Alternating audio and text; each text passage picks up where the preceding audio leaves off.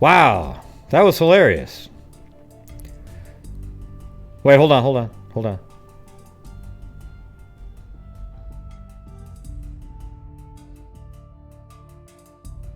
Okay, I have to start off every show like that. You know what's weird is I was actually doing my show for 5 minutes.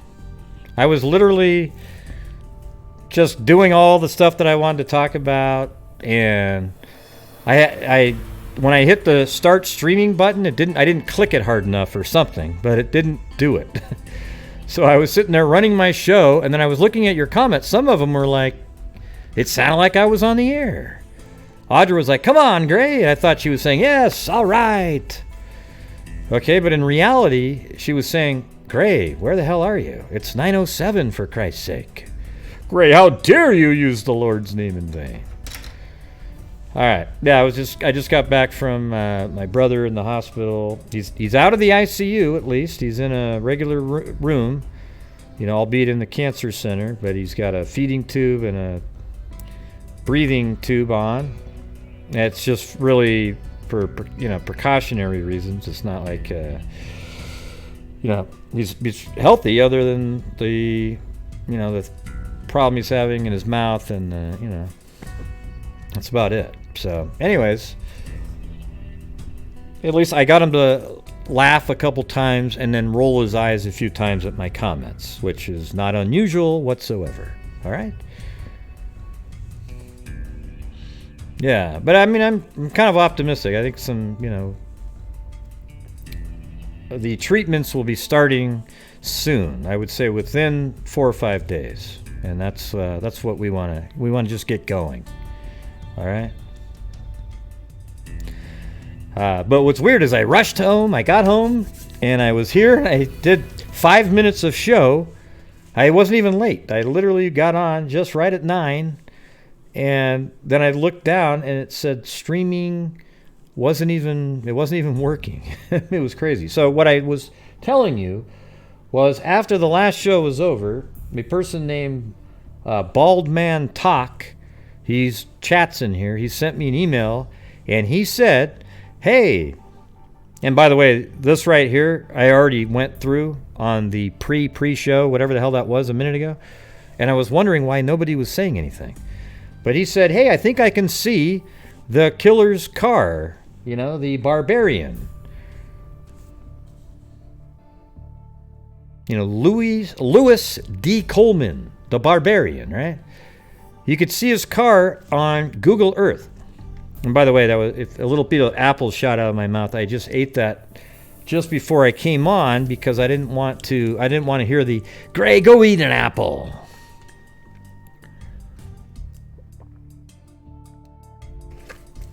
Oh, I should get that number off the screen before people start just calling it right up.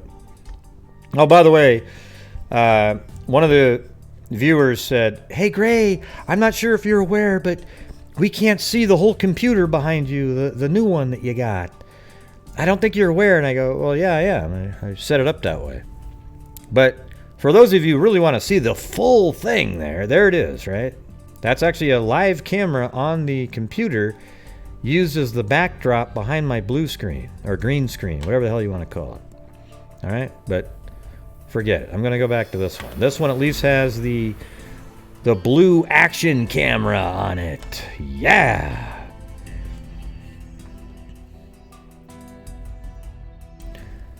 Right. So here's the deal.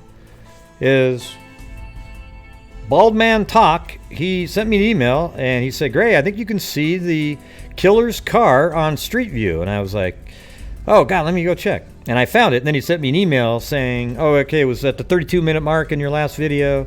But I didn't need that because I found it. He was absolutely right. That you can literally see the killer's car parked on the street. Hey, Mary Bible. Welcome to the freak family. All right? But if, don't get offended. All right? There might be a time where you say something and I'll say, hey, what the hell was that? Okay? That's just the way it is. All right? Are you guys, can you hear what I'm saying? That you can actually see? Yeah, it was almost J-Vision in reality. So look at this. You go down to the street view right here on Chestnut. This is the guy's apartment right here. All right, you go down on Chestnut. And that car right there is the killer's car. This is September 2017. Isn't that wild? That is his car. And I'll even prove it to you. Watch this. Okay. So there it is again. Let me open up. Let me see if let me get the image that I saved out earlier. I'm not completely set up right now, so you'll just have to wait. All right. I'm sorry that I'm requiring patience. I could see it was running out when I was 7 minutes late. Hey, thank you, Audra Blankenship.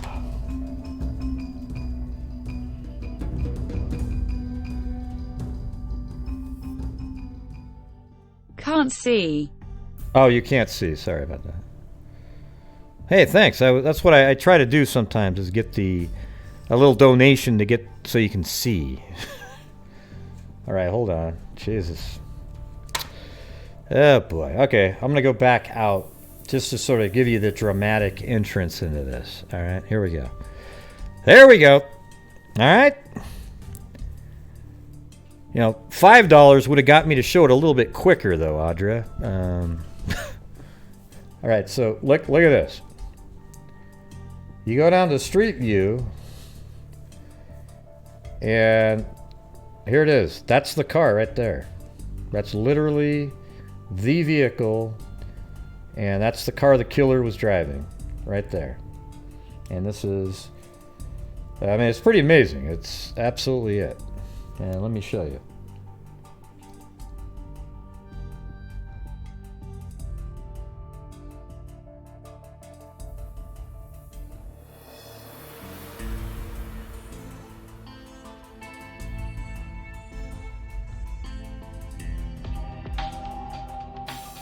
All right, look at that.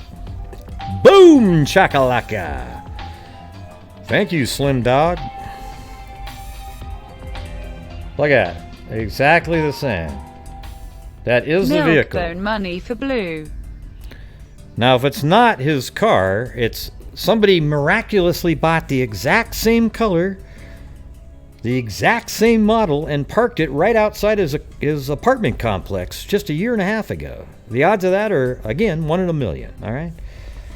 So, this is his car right here, and thank you, Slim Dog. Let me see if I can find the other one I made that had all 3 shots on it.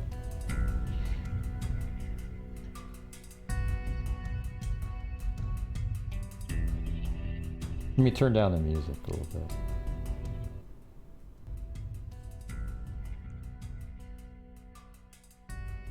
Yeah, that's not it. That's not this one right here. Look at that. So there's a car parked out in September 2017. There's a car pulled over, and that's when it's racing by. Now the lighting's different to make it look a little more, reddish, right? But the light's poor on this one. It's in a shadow.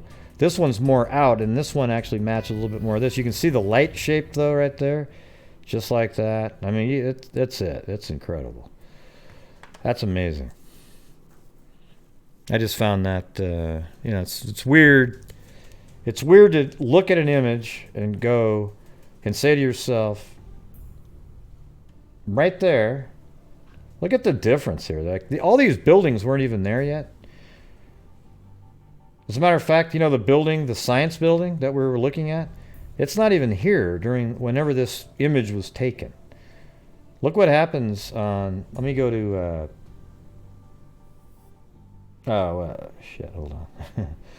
Not sure what that was doing there, but I'm going to switch over to,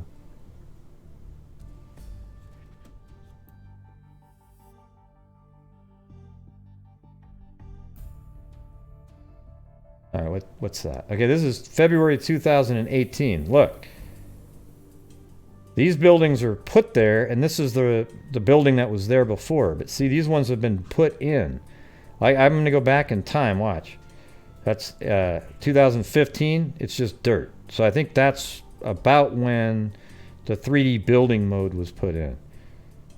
It's actually probably more like this because you could see these items there, like the parking lot. So that's 2014, May 2015. Now the buildings are up. And this is February 2018. And I'm going to get rid of that. And now this, so you can see that that's probably the 2014 image right there. But when you go down to Street View, you're looking at September 2017 when all those things were built. And there's his car right there. And it's weird to see this car sitting there knowing that in a year and 4 months or so, he's going to kill somebody and put a body in that trunk. Right back there. That's interesting too, because it's not really like this huge trunk. It looks like one of those kind you lift up and, this part here goes up with it, but it's weird. Yeah, who cares if the plate's blurred out? That's the right car.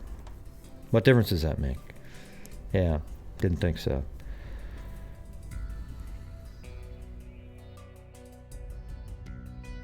Yeah, it'd be cool if somebody wants to call in. I'll put this, let me put the number on the other one. I just have the line open.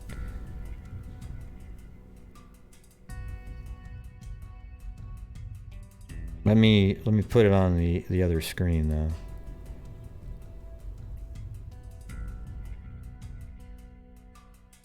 Oops. I didn't want Zoom. I wanted Skype.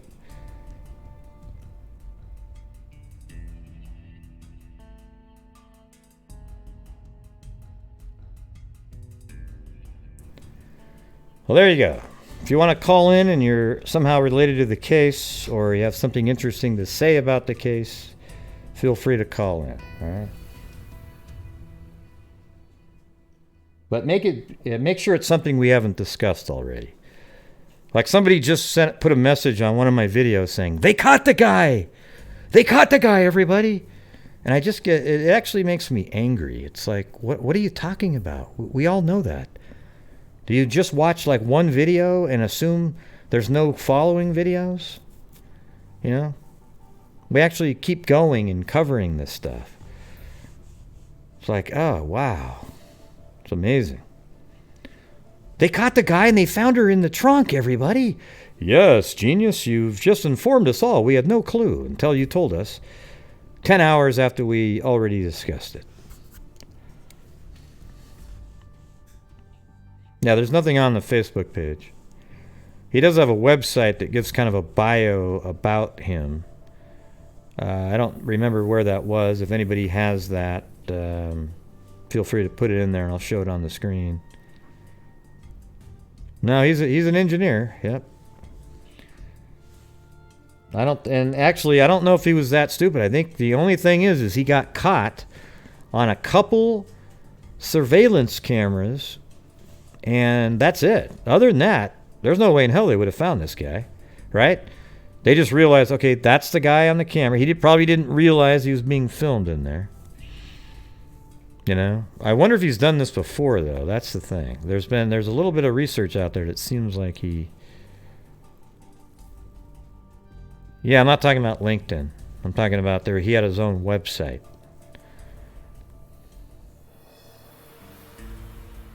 Yeah, so imagine this. If they didn't have him on surveillance in the bar and they only had him walking on the street, they wouldn't have known who the hell he was. And then they might not have been able to track it to the car. And it's just everything else. He's way far away from there. And it's just, it's kind of a miracle. Thank God for CCTV.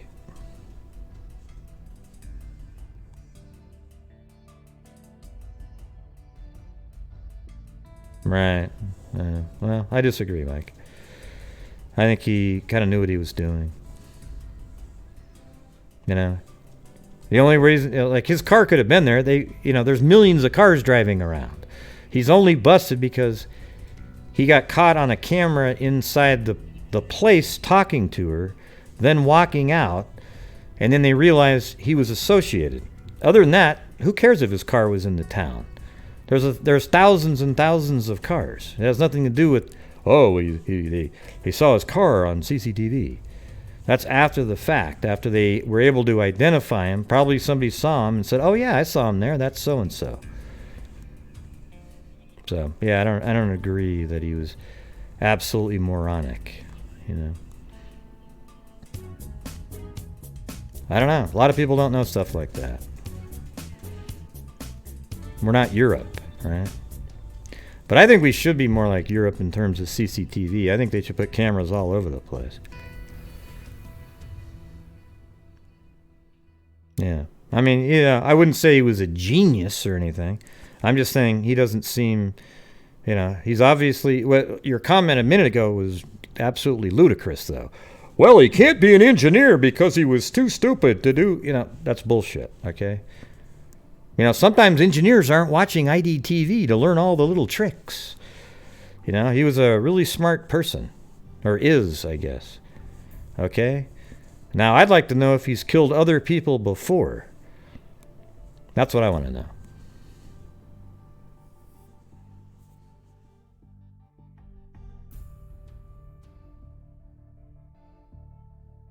And it looks like there's some information out there, like different cases around. You know, you can't use the phenotyping, though, to determine if somebody, you know, they go, oh, look at that, it looks just like them. But that's not how it works. I've tried to explain it before.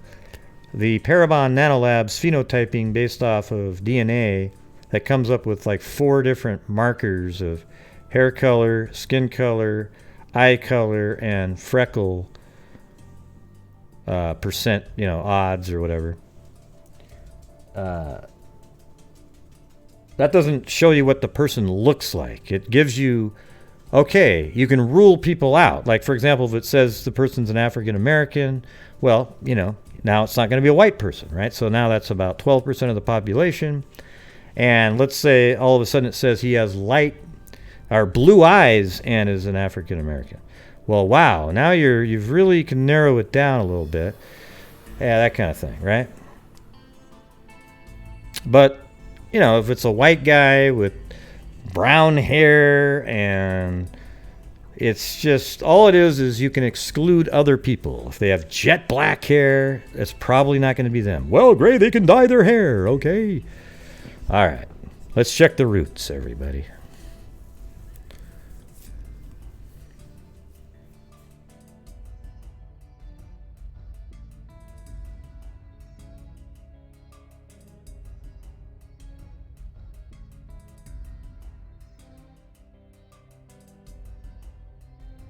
I'm trying to find the.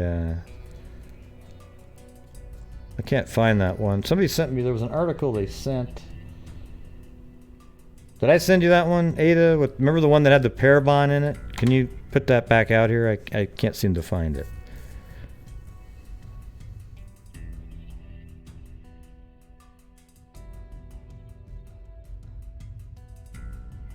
No, I don't think he wanted to get caught. Yeah. There's no chance. He actually tried to outrun the police. He didn't just pull over willingly. It was a chase for a little bit. And then he probably did give up and pull over, right? But he didn't want to get caught. That's why he was caught 300 miles away from the bar. That means he wasn't trying to turn himself in. He was trying to get away with it. So you're wrong again there, Mike. Keep on throwing out stuff. Maybe one of them will stick. We'll get one. We'll get one to work for you in a minute. I'm not sure when, but.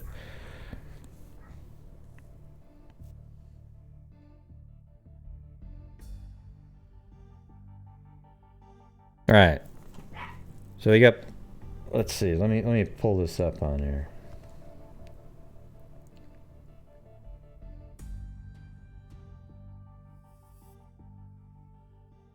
Okay, that's the one? Okay. All right, yeah, I shared this one with Ada earlier. Let's see. Using Geo unlocks series of murders, rape. So this is only 20 miles away from his house. This Brockton area here. So look. It is a brutal case in Brockton. 2 women found murdered, and the killer's DNA linked to the violent rapes of 3 more victims. Boston 25 News reporter Bob Ward has been covering this because he was going to dump the body somewhere, Mike. Jesus, just figure things out, man. It's it's wild. Are being used to try to get this killer off the streets. A sweetheart. What I think is weird is that he didn't dump the body one of the first nights. Like, why didn't he dump the body when nobody was looking? See, that's what makes me kind of worried, that he's some kind of necrophilia type, or she was alive for a couple days. Because why didn't he take her somewhere? And, yesterday's actually when they first kind of came out in a massive public awareness campaign. Right? So he had 3 or 4 days where he could have gotten rid of her. Right? So why was he keeping her there until just today when he decided to take off? It's weird. I don't know, Mike. See, you're asking the same kind of questions you get in the Kenneka Jenkins case, where people go, wow, why didn't she just turn up those stairs? Why did she walk into the freezer? Why didn't she do that? Well, who knows why? People just do things, and sometimes they're not correct, for getting away with something, and they're not correct in saving your life. She took the wrong turn in the Kenneka case. She kept on walking, and she ended up in the freezer. Okay? In this case, who knows why he didn't do it? He probably had killed before, gotten away with it a million times. I don't think it is. I don't think it's a relevant question. Walked into a room she lived. I mean, it's a question, but it's sort of meaningless. He'd probably gotten away with it a million times. If love could have saved her, she would have nothing ever would have happened to her. But Ashley Mylett is at the center of a gruesome unsolved homicide case that's now going high-tech. In December 2014, let me turn this up. Ashley's dismembered body was found in woods near Brockton's VFW. Discovered. Why didn't he stop at McDonald's? Why didn't he? Of a second victim, later identified as 50-year-old Linda Schuster. Okay, well, it doesn't make sense to you. It makes sense to me. Had fallen victim to drug abuse and had been arrested for prostitution. Had he not been seen individually at the bar, nobody would have ever known that his car was associated with anything. Okay, because he parked it a quarter mile away. It wasn't even right next to the bar there. But this disturbing case does not end there. They're targeting the weak. They're targeting the vulnerable. Okay, well, he was an engineer, Mike, so explain that. We're not going to idly sit by when that occurs. The killer's DNA collected from Ashley's body matched DNA recovered from 3 violent rapes of prostitutes in Brockton. All 5 victims worked the same city streets. Now the killer's DNA is emerging as powerful evidence. This guy's a bad guy, and he's out there taking people off the street. See, that's the actual profile of a killer in 2014.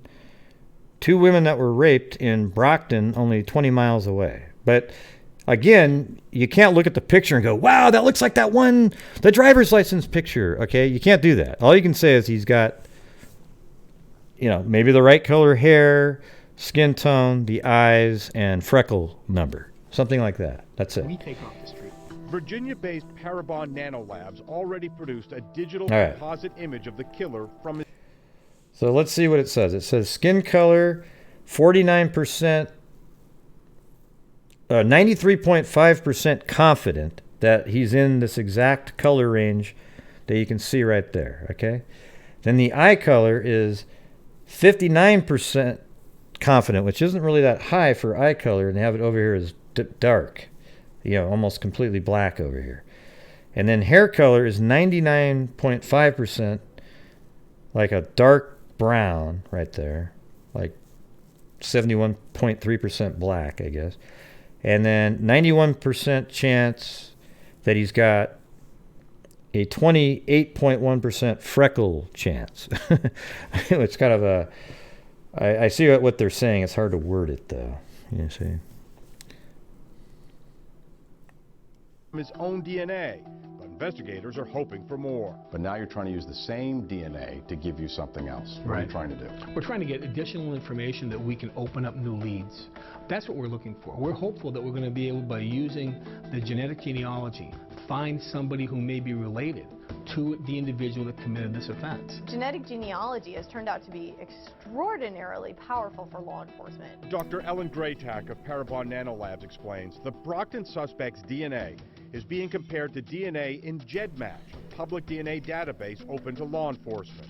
Armed with matches, Parabon is constructing the suspect's family tree, trying to zero in on a close relative and ultimately the suspect himself.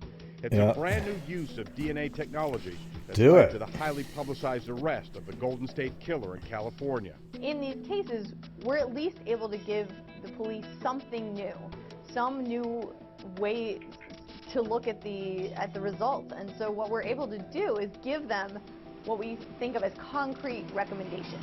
For Ashley's family, there is the hope that this new technology will finally lead to justice. You know, I'm not like living it again right now, but at least I feel that something's being done. And Who's they, Naomi?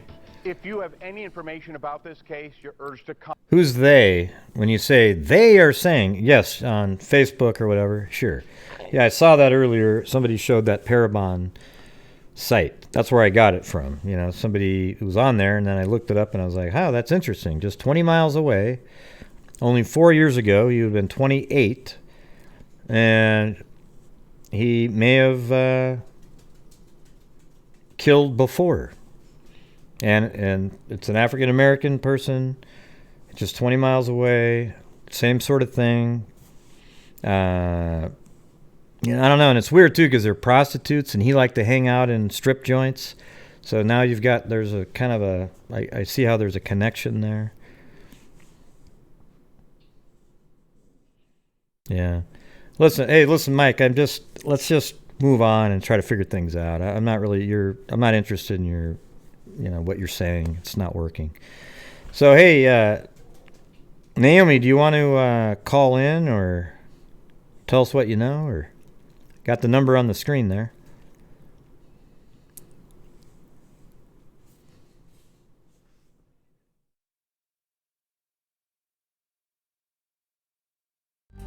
Yeah. See, the thing is the world has a lot of things that go on in it, and they don't always have to make complete sense. Like how somebody did something. It doesn't always have to make sense. You don't have to go, wow, how come he didn't do that? Okay, now I don't believe it. All right? It is what it is. Right? I think he's probably got away with it before. He parked far away. He thought he could just sort of follow somebody home, slip him into their car, and drive away, and nobody would ever be the wiser. One of the things I've noticed since I've been doing true crime live and being way more engaged in it is how many people want to have this perfectly neat little story that matches other ones they heard, or they get really like, oh, wow, that's impossible. Okay, but that's just not the way it works. Okay, for you, Mike, it's hard to fathom. For everybody else, we can see it, okay? Everybody's not, they don't watch true crime every second. He probably thought he was going to get away with it because he parked kind of far away from the bar, and then he lived quite a few miles away, and he just figured nobody would ever be the wiser. He obviously got her body into his apartment without anybody really saying anything. And then he got the body into the trunk without anybody really noticing anything. He used suitcases. There you go. That's deceptive. Put her in the trunk and then drove away. And he was 300 miles away when somebody finally pulled him over. All right. So it does make sense to a lot of us.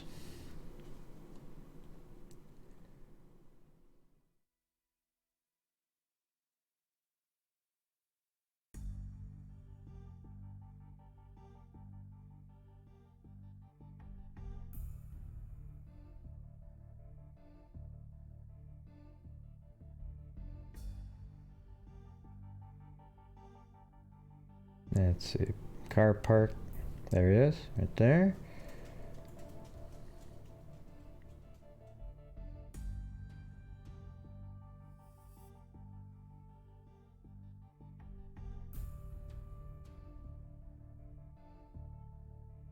Right, okay, so this is where... Yeah. Hold on a second.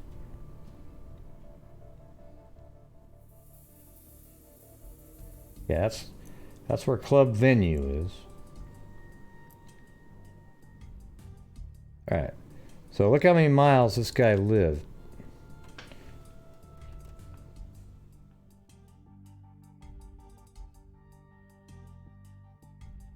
Yeah, it's 40 miles away is how far away he lived. And that's a straight line. So driving, it's more like 45, 50.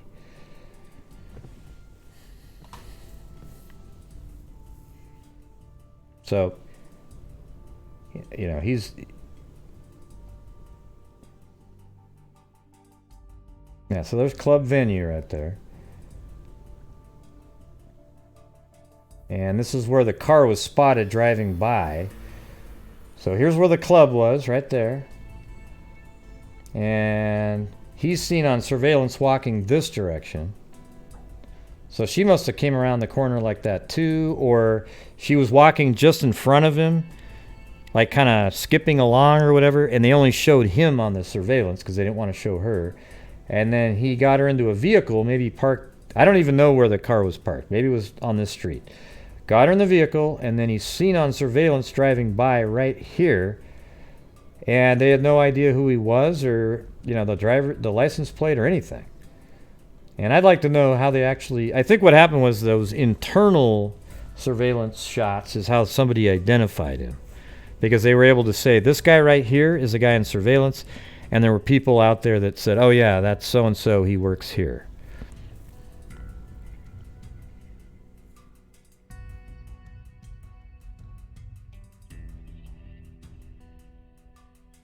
Yeah, I don't agree with that at all.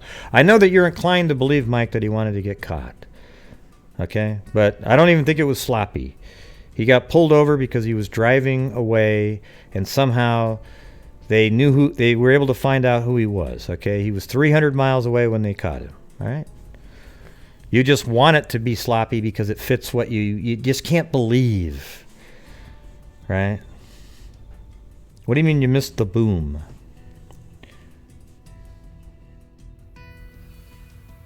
Yeah, so what? That's all he had.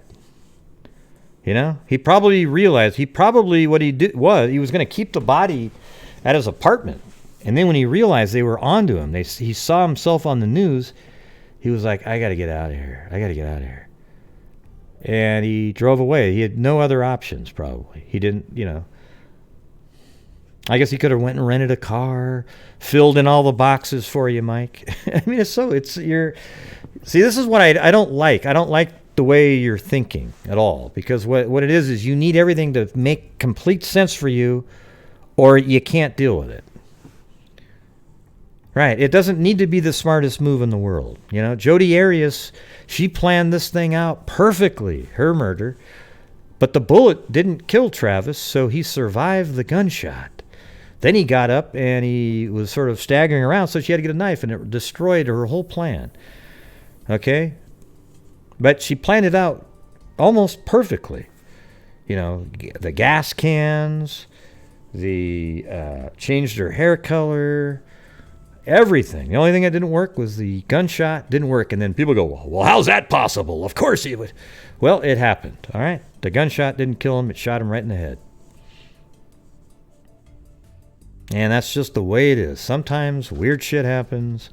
People don't think of every little thing. They panic. They do strange things. And that's it. Okay? You don't need to have an explanation for anything. For this particular, you know. I like to have a reason why in cases.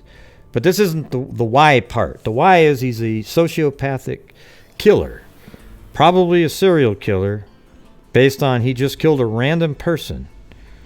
That's it. That's all you got to know. Now, why he did certain things during the drive, you know, it's just, it's sort of a meaningless exercise of what do you call it, a rabbit hole of nothingness.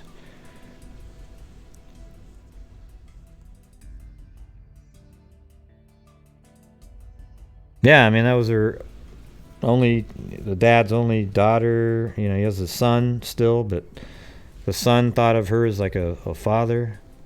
Yeah, we already know what the motive is. That's what we were talking about, Mike. That has nothing to do with his, his perceived mistakes by you. Okay? Yeah. The motive is he's a sociopathic sexual predator. All right? He was sitting you probably missed the show earlier, Mike. I wouldn't surprise me one bit. Where we had a caller call in who works at a, quote, gentleman's club dancing place only a quarter mile from his house, as a matter of fact. And he would go there and just sit and watch people. And it's pretty freaky, really.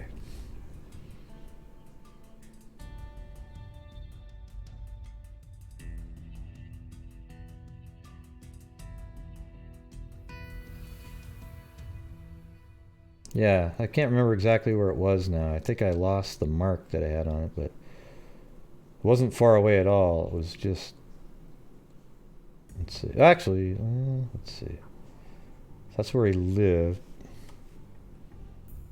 I thought it was like right over here. It wasn't far away. It was only about a quarter mile.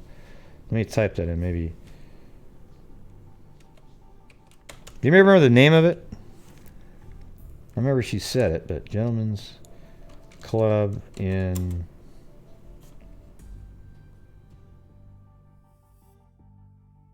Providence.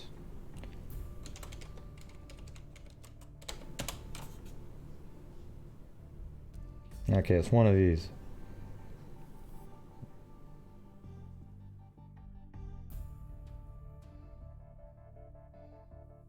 Oh, Zebra. That's right, Zebra. Okay, right there. Okay, so it was one of the ones on the screen there. All right, so he used to go to this one right here. And look how close this is. This is where he lives, about, right in this area. It's actually, less than a mile, not a quarter mile, but less than a mile from his house. And he would go there and just sit around and stare at everybody. Isn't that weird?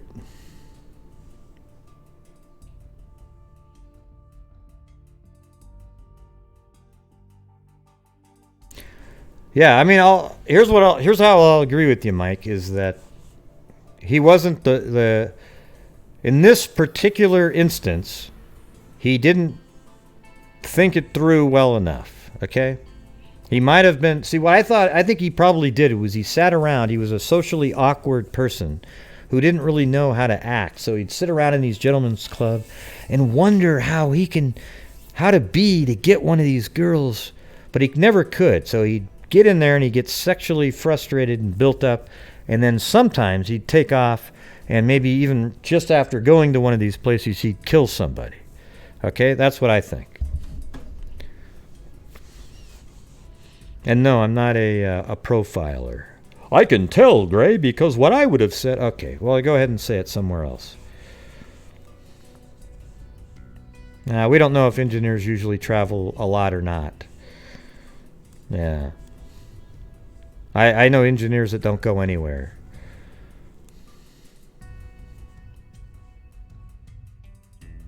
No, you're asking questions that are meaningless type questions. It's just like I said in the Kanika Jenkins case, people would say, how come she didn't just walk up those stairs?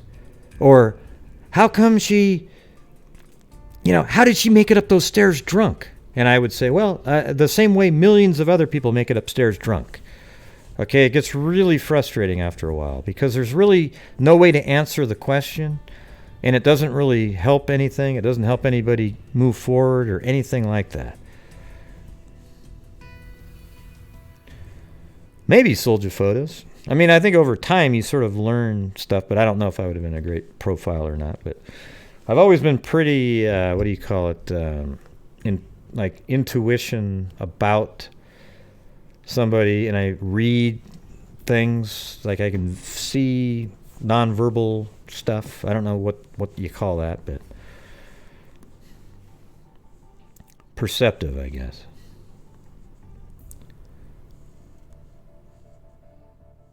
Well, we don't even know if he's a serial killer, right, Mike? I just think he might be.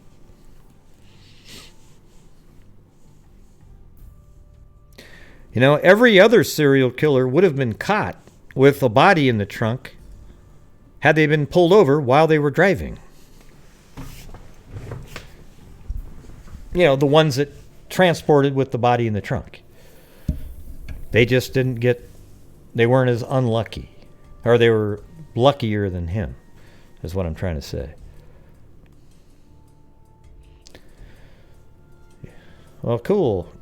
I mean, I think it's pretty neat. I mean, if you go with the facts and then you speculate on the facts, you usually come up with something pretty accurate.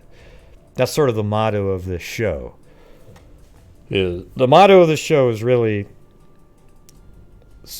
get the facts that are known and don't speculate too much until you get those facts. And then once you do, speculate reasonably on those facts, but never speculate on speculation, because then you're way far away at that point. And if you do that, at the end of the day, your theory will be pretty close to accurate. You know, it's not always accurate, but it's more often than not. I'd say on this channel we're like 80%, something like that.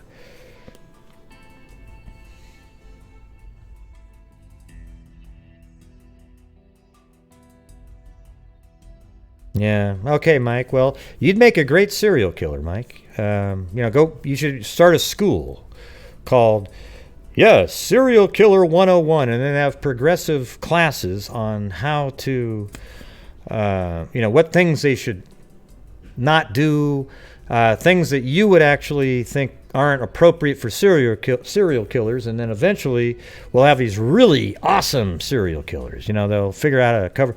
All the budding serial killers will take your classes and learn how to bypass law enforcement and all those things.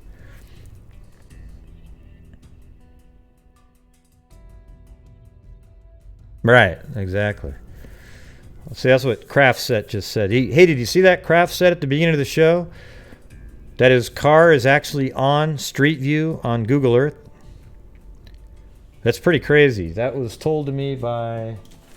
I gotta get his name out. Gotta give him credit.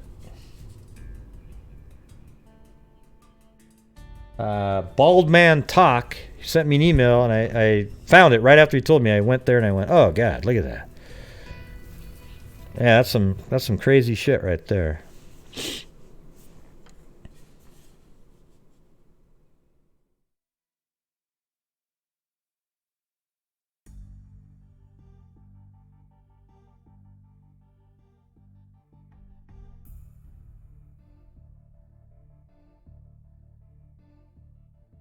Yeah, let's see. I mean, I'm trying to read back some of these comments. Yeah, I'm not angry at all, Helena. You must not watch the show very much. Okay? I'm just trying to say, I'm not like Mike's. He's having a conversation that's not really helpful to what we're discussing here. It's sort of this thing about, why didn't he do this? Why didn't he do that? Why didn't he do this? Well, I don't know. Okay? There isn't an answer. Sometimes people, they just don't have everything planned out. Maybe this, if he's a serial killer, maybe this is just one of the times where, serial killers do get caught, right? That means they screw up at some point. And this might be his screw up. But it's just so blatant. I mean, how could he possibly do that? Well, he did it. Yeah, I think he is. He is a sociopathic killer. Because he did put her in the car, and he took her home, and he killed her, and then he dumped her body. My original thought was that he cut her up into pieces and put her into two different suitcases. Okay? But then I said, well, maybe one of the suitcases had clothes, and the other one was her body. Okay? I don't know the answer to that. Hey, no problem, Amber. Yes, I'm so mean.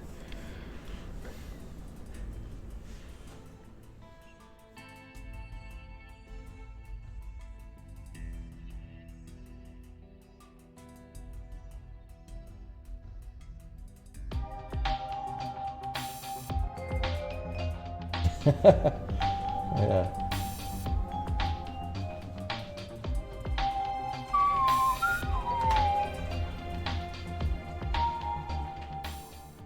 Thanks for all your hard work, meanie zany face, smiling face with smiling eyes, collision sweat droplets. Hello, rodeo clowns, and all you wild speculators out there. All of you who want everything in a neat, bundled up package to make things make sense to you, well, hello. This is the debunking music that we used to play all the time when we were debunking the morons in the Kanika Jenkins case. And when I say morons, I literally mean morons. People with a very low IQ.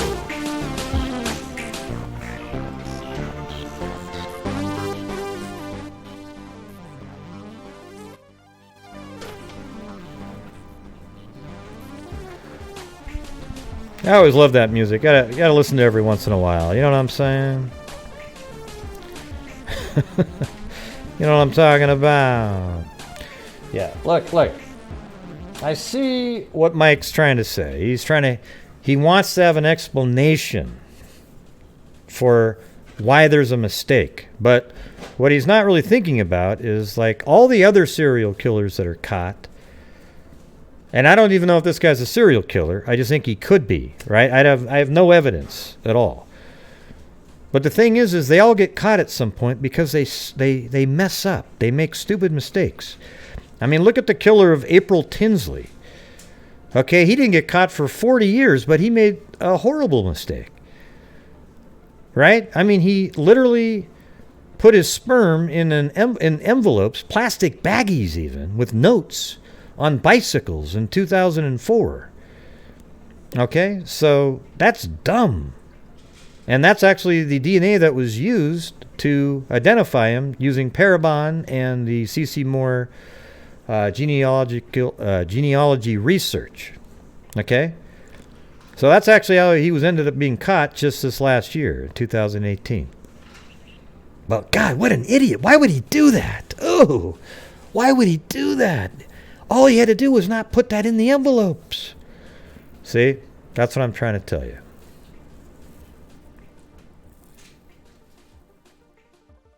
The killer of April Tinsley. Hey, the thing is, the killer of April Tinsley looks like an absolute monster. Okay? I don't know if you've ever seen him, but...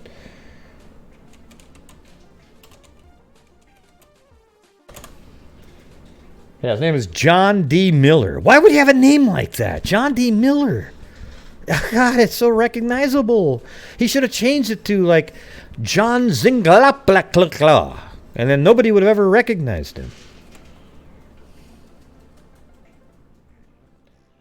Here we go. We got this... Thanks, Sage. Oh, you called earlier.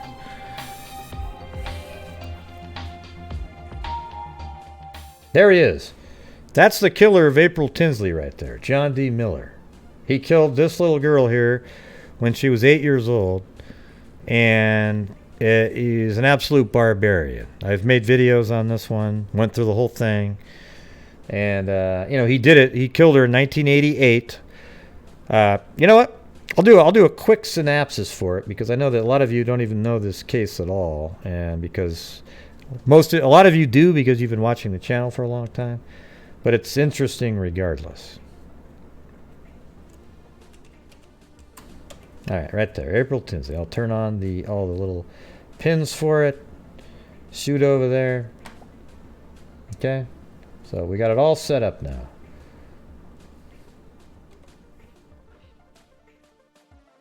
And this was in Fort Wayne, Indiana, 1988. April Tinsley was just playing with her friends on one of these streets right here. And then she went to get an umbrella. And while she was getting the umbrella, a car pulled up and abducted her like a blue pickup truck. And then I think just, was it like 2 or 3 days later? I can't remember, maybe 4. Her body was found all the way out here. I literally found the exact location that her body was found using some aerial footage that they had. She was found right off the side of the road in a ditch right here. Okay, right down here, and next to her body was a wooden sexual device with a crank on it.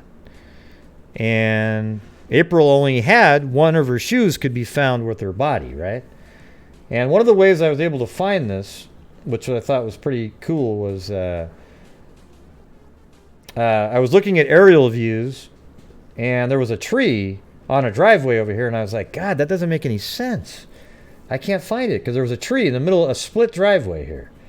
So I went down the street view here, and I looked at it, and I saw right here that they filled in the area where there was a tree with some more cement at some point. So there used to be a driveway that went on this side and this side, and then I knew for sure I was in the right spot, okay? So that was in 1988. Then in 1990, this is some crazy crap right here. I could show you all the images, but I'm not going to take that much time on it. 1990, there's a barn right here. It looks exactly the same now as it did back then. And on this barn here, it said, he wrote, "I'm the man who rape and kill April Tinsley," on this barn right here. Okay, now there was some other writing on it that we couldn't see.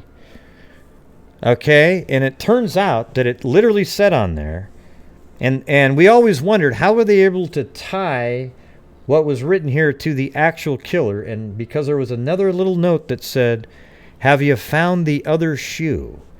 Okay, because they didn't put that out there. They only had found one of her shoes, but they did find the other shoe, but it was quite a ways down the road, and the only person that would have known that was a killer. So they said that, and they knew he wrote it there, and it matched. Well, they knew it at the time that it was him because of that. All right, now in 2004, I believe, he left notes on bicycles right up in here. And here's what's amazing. You know what the FBI said? They said in their profile that he'd live up in northeast of Fort Wayne. And look at this. I mean, my God, he was right in there. So the thing, and they thought that because you have this one here, that's where the body was found, and then you have the abduction here. So they probably thought he lived somewhere in the middle-ish. So here you got a note on a bicycle here, you got a note on a bicycle here, and these notes said stuff like, "If you don't tell the police, I'm gonna kill your family," because he really wanted the police to know. He was excited about it. And one of the things that was really pretty weird was when me and Ada were doing a show one time, I was on this road right here, and I thought maybe it was a mailman or something, you know, somebody that would get the trust of a kid, and we're driving down this road, and it goes by a mailman. And we just thought that was weird, and we literally went all the way up into town here because this is where one of the other notes was, right? Right there. And you know what's amazing? This is where he was found after 40 years, right there.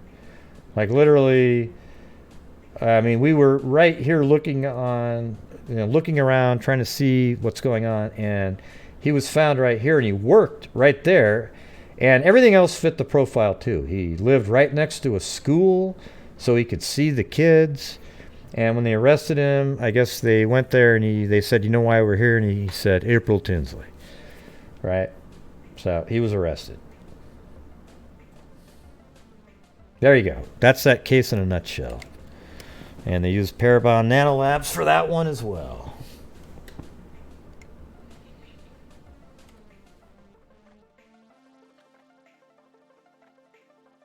You gotta love Parabon. Gotta love it. I mean, they're the greatest thing that's ever happened.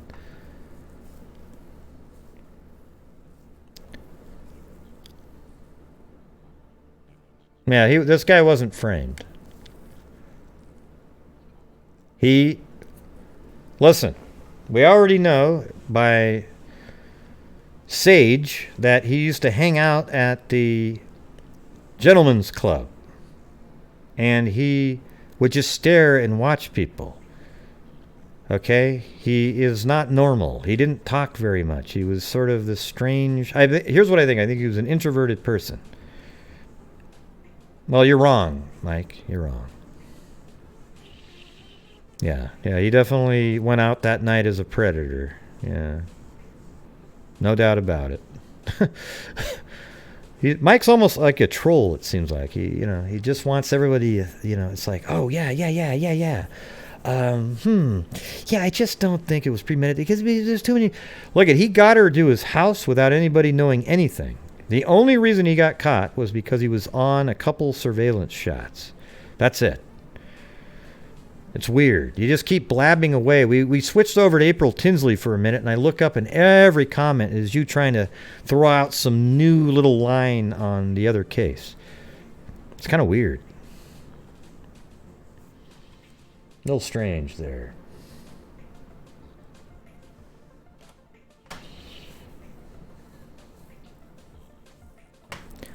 I think she was an easy target and an opportunity. Her friends left her. Right. But he was out hunting, though. That's the thing. There's a lot of guys out there that they'll go to bars and they wait for the one. There's a girl that's drunk or something. They're kind of like the bottom feeder, waiting for that one really drunk person, then they make their moves on that person. Well, in this case, he's a killer. And that was the same person he made his move on. Hey, thanks, Wicked Gaming.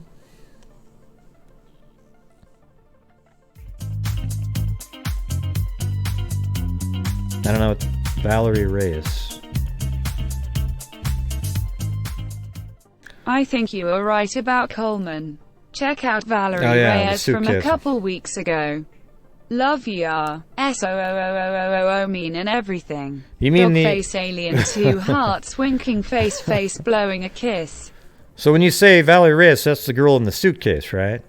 Yeah, but the killer in that case was found. I don't think it wasn't the same guy. He wouldn't have been out, obviously.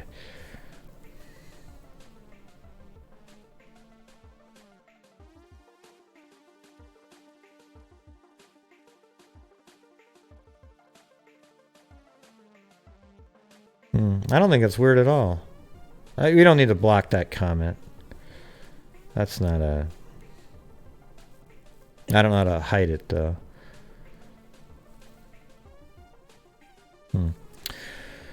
Unhide it. Yeah. Yeah, it's just not really a... let's see. Drive across the country with a dead body in the trunk. Right. Well, he wasn't driving across the country with a dead body in the trunk. He was 300 miles away with her in the trunk, probably looking for a place where he could dump her. Okay? I don't know what his plans were, why he was heading, where he was heading. We don't know any of those things. You're just way overthinking this stuff, though. Yeah.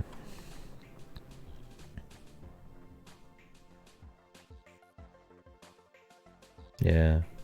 I'm getting rid of Amazing Grace off of here, too. She's always throwing in the little passive-aggressive dumbass comments in there. All the time. Sick of it. Done with it. I give her chances all the time, and she just... Idiot. Yeah, thanks, Daniel. Appreciate it. You are the best brother. Thank you for the amazing work.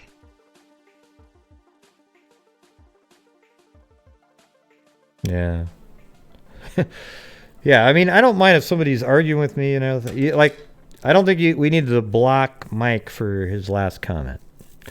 Like, if he disagrees, whatever, that's fine. I'm just going to keep disagreeing with what he's saying unless I agree with it. If I agree with it, I'll let him know. But I just think, wondering, gosh, wow, why would he do it that way? Whoa.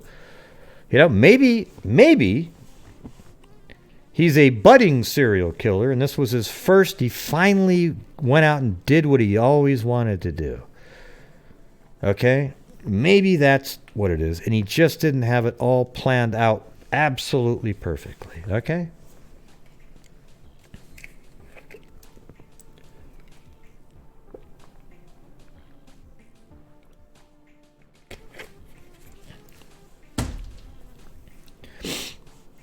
Is there anybody on here that actually knows her or anybody in this situation? Co-workers, anything like that? If you are one of those people, then call in. The number's on the screen. And don't worry, when you call in the show, you can just say whatever the hell you want. We'll have a normal conversation.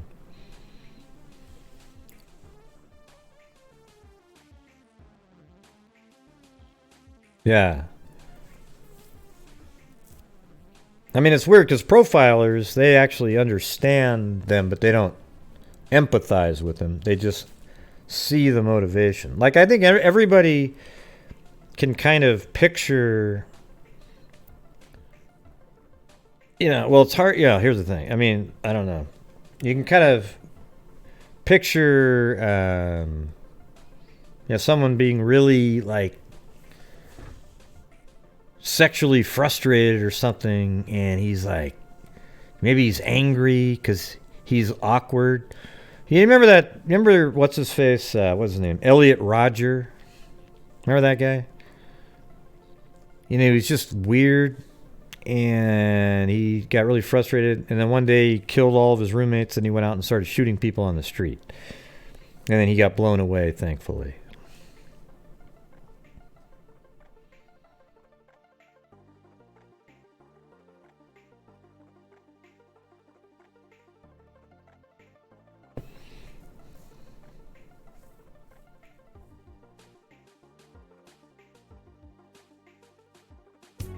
Do you know this person? Teresa? I guess I missed some of your other comments.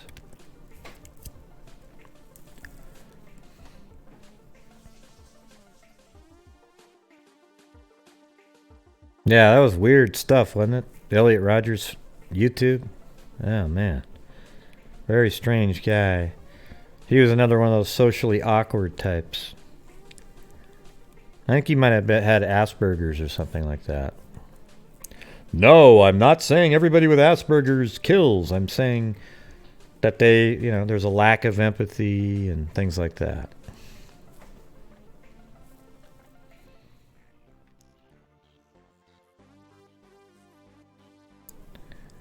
I don't know what you're saying. Very well, and I'm just fighting for justice at this point with the rest of the family, waiting to see him convicted. Do you have any insight, any information? Maybe you could call in and tell us what you're saying.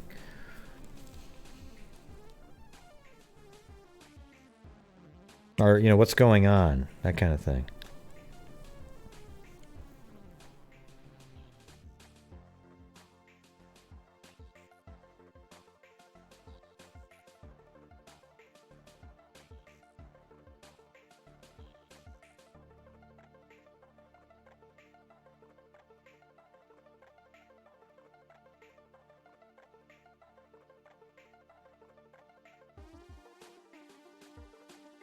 Yeah, maybe he just didn't care, Mike. Maybe his sexual urges took over and reasoning went out the window.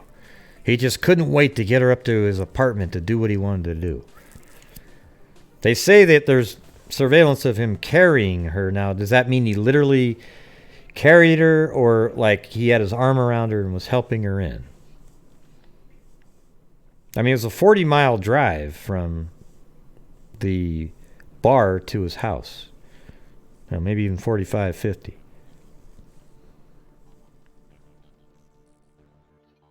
Yeah, I remember that one. That was crazy, Brian.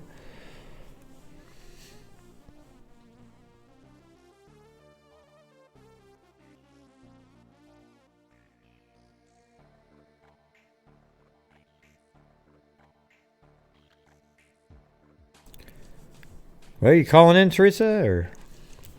Guess not. Yeah.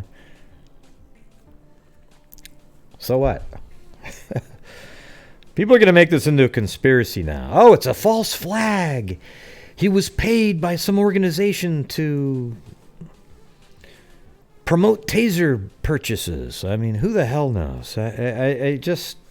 Look it. He got caught. Let's be happy about that. Okay? He's an engineer. He's a very smart person. Maybe he wasn't educated in the fine arts of killing.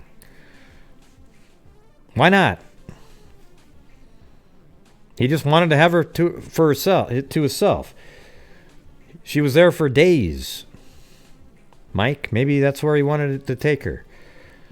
I mean, why do you keep asking why? How are you going to... Let me ask you this. How are you going to get the answers to those questions, Mike? You can't. And they don't make me go, ooh, God, you're onto something. Ooh, oh my God, you're onto something, Mike. Boy, I think wow. It doesn't make me do that at all. It just makes me go, God, this guy needs to have everything tied up in a neat little bow. Can't think outside the box. You know, all of us think things like that, but we don't go, oh my God, it kills the story. There's no way he did this then.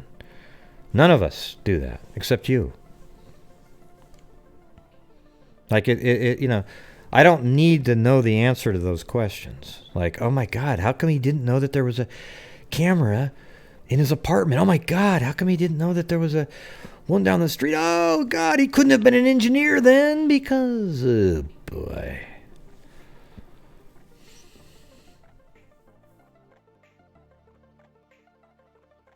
That happens all the time. Remember Dahmer, Mike? Dahmer brought all those people home. Remember, even one of the times he had a kid in his apartment. The police came over and they made him stay at the house, and then he killed that kid later. And when he was finally arrested, they went to the house. They found heads, complete heads, skulls all over the place. He had eaten part of the bodies, you know. So that argument you just made there is, yeah, Gacy. You know, they all have their own different MOs, you know.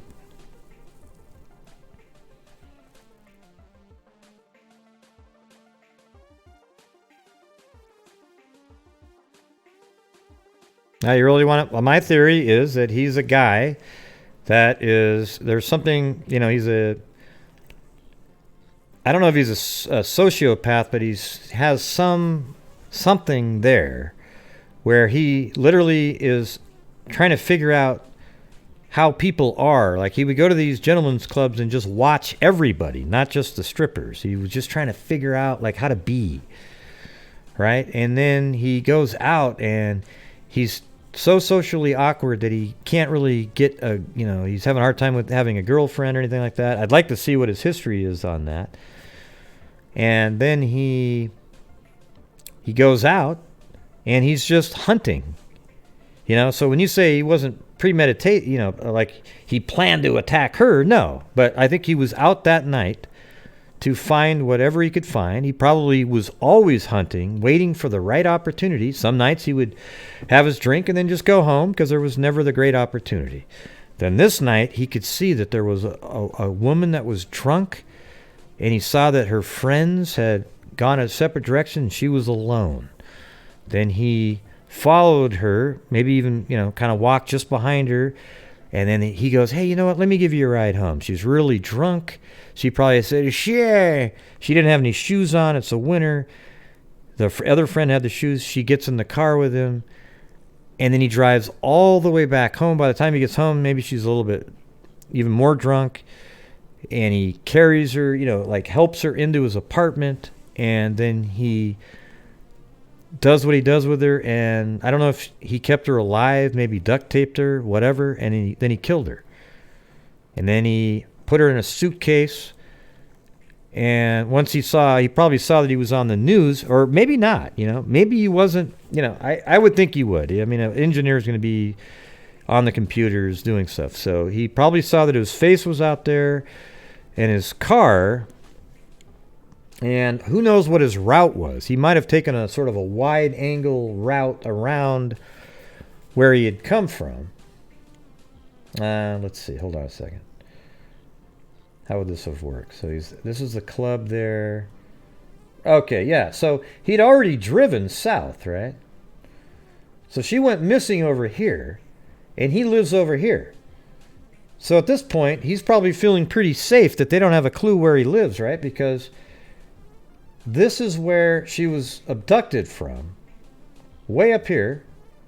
They don't even know whose car it is or who the guy is. And he lives 40 miles away in this town. And then he heads south again. Way down here is where he was finally pulled over. Right? So he was heading as far away as he could from the location she was abducted from.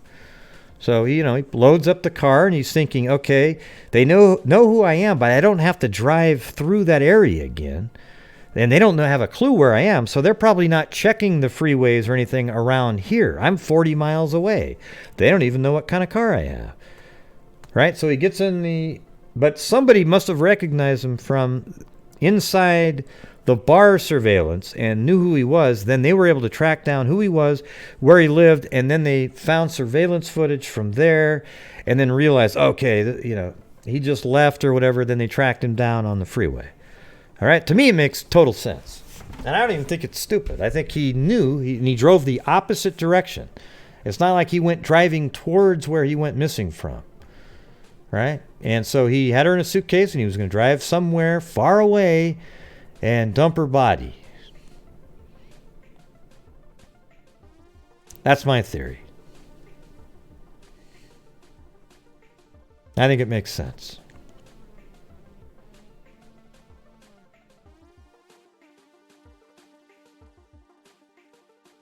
Yeah? I don't know who Naomi is, so, you know.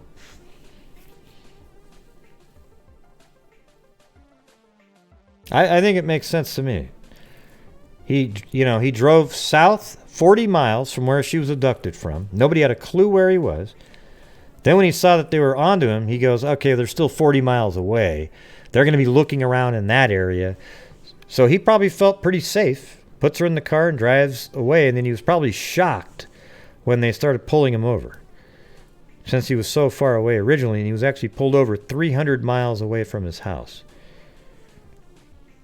Right. You know, so yeah, they just sort of built on, once they realized who he was, then it was over. Because they could figure out where he lived, and they were like, oh my God, he's already 40 miles south. Then they probably started putting out bulletins further down, looking for a red car.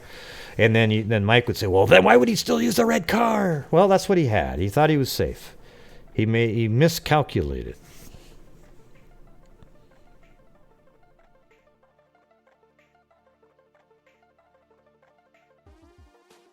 Maybe he did know about Valerie Reyes. Was going to throw that suitcase out there. The other was found. I don't know what that means. But yeah, Valerie Reyes, who was the one? Was that you, Wicked Gaming, that said you mentioned Valerie Reyes above? What makes you want me to look into that? Because they already found the killer in that one. Like they didn't, he didn't kill her. And suitcases seem to be pretty common, right? Like you see all these videos. Remember, there's been a couple of cases where a person's killed in the room. Then they put her in a suitcase and wheel them out the front door, load her up in the car, Yeah,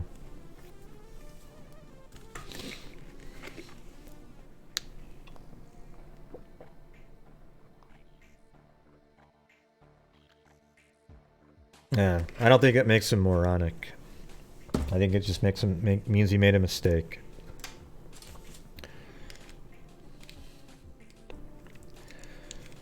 Right. So since you don't believe it, you don't think he's an engineer. He made that all up, right? He was working at Raytheon, and he tricked them all into knowing physics and everything.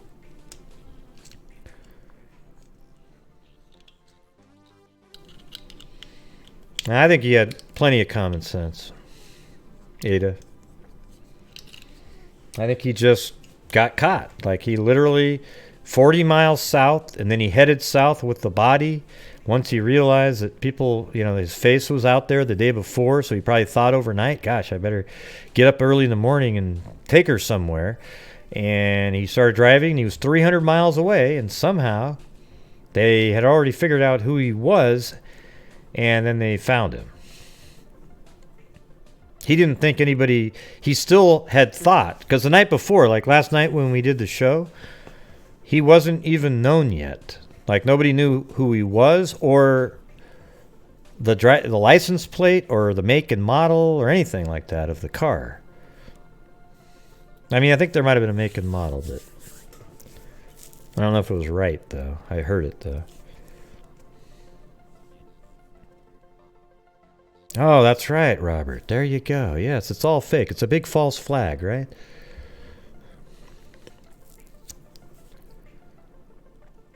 Right. See, what Jules said is kind of just what it is. He made one mistake, probably just being seen walking with her on the street. There's just one shot. See, here's the thing. Here's how it worked. Nobody remembers him at all from the bar. See, he sort of just blended in a little bit. Right? The thing is he is seen walking on the street with her, but then they were able to find him in the bar, the same person, same clothing and everything. And because of that, it was a much clearer picture, and they were able to identify him. Because he wasn't really identifiable on that surveillance that we saw last night. You know, you could see a person, but it wasn't that identifiable.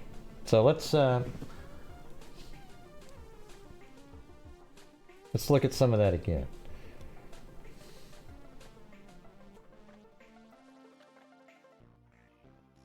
All right.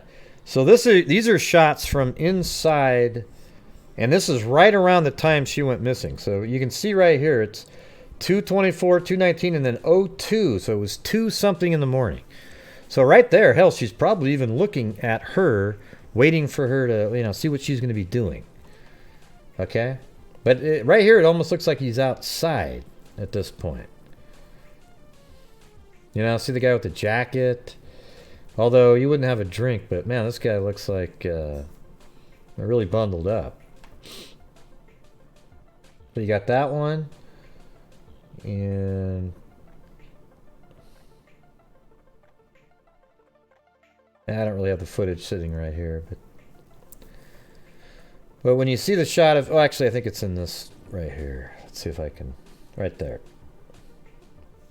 So that's all you had. There's no way to say, oh, that's so-and-so, right? You couldn't say that's, oh, look, that's Lewis. That wouldn't work. But now that you know that's him, it makes sense. This guy right here matches really well this guy. Look at that. It's like perfect. It's just a really shitty surveillance camera that's outside on the street. Same eyebrows. They get the hair, it goes right up into there like that.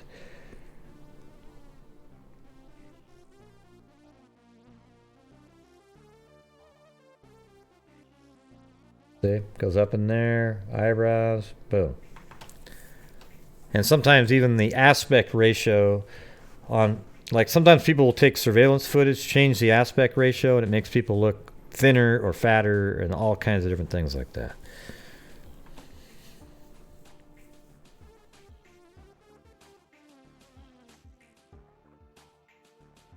Yeah, it's 100% him. Yeah. So the thing is he was caught on surveillance footage in there. I think what he didn't realize, so even if he was caught in there, it wouldn't mean anything. There's a lot of people in that bar, but what happened was he was caught somewhere on the street and her getting into the vehicle with him. Like one camera shot. Other than that, there'd be no connection. And that's it. I mean, isn't that amazing? So here's the deal. She was seen getting into the car with him. And that is how this whole case got broke, right? Because then they were able to go back and say, this is the guy that went in there. Oh, look, this is the guy in the bar that looks like him. Had there not been footage of her getting into the car with him, he would be absolutely scot-free right now. There would be no way to connect that. So he made one mistake, and the mistake was he was caught on camera with her getting into the car, and that's it. Other than that, there'd be absolutely nothing. There'd be no way to tie his red car to her, and, if his car was there, so what? There'd be absolutely no way. The only way is the fact that she was seen getting into his car, and then they were able to track back every single thing, just like Jules said. The one mistake led to all the rest of it. The house of cards collapsed after that. All right? Because then they were tracking it back to the restaurant. Then they got footage from inside the restaurant. or the bar, I mean, and they said, look, that guy looks just like, this is the guy right here. And then somebody recognized him. Then they probably tracked it back to that he worked for, Raytheon, or even just had his name and got his driver's license image. Then they knew that he worked at Raytheon. Then they knew where he lived. I actually found out where he lived before it was in the articles that we were reading. As soon as they said what his name was, I went bang, and I found it, 95, I think, Chestnut. So it was that easy. So then you have his address. So just think about it like that. The only way... What are you talking about? Trying so hard to deflect the obvious. What's the obvious, Mike? Come on, Mike. Fill us all in, Mike. What's the obvious? You're a genius. Let's hear it. I'll be back in a minute.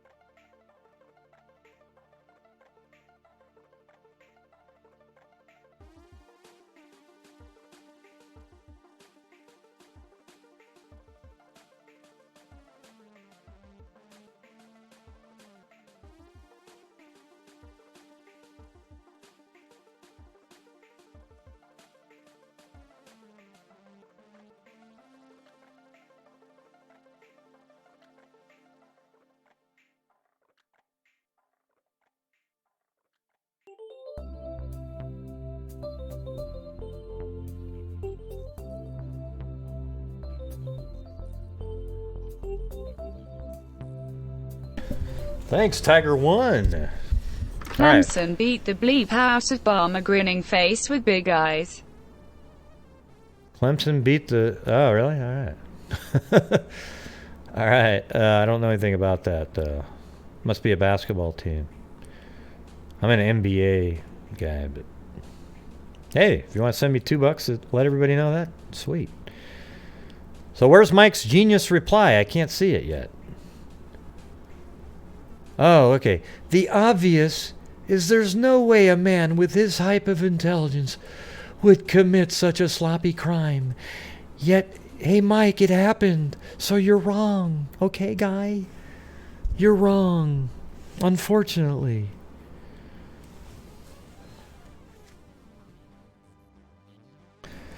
Right. So here's the thing is, he did everything right. This killer...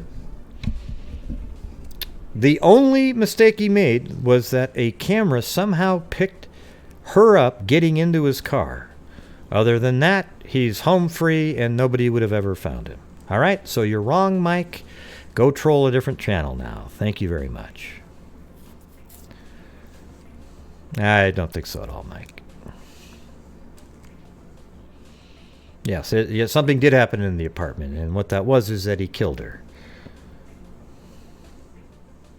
Oh, jeez. Keep the ad hominems, everybody. Look how smart I am. I can use a word like ad hominems. I'm a genius. You're just one of these people with a simplistic mind that really can't. If something doesn't, oh my God, I just can't make sense of it. Oh my God, I can't make sense of it. How could a guy this smart make a mistake? Look at Ted Bundy was smart as shit, right? He screwed up. Tiger One, roll Tide.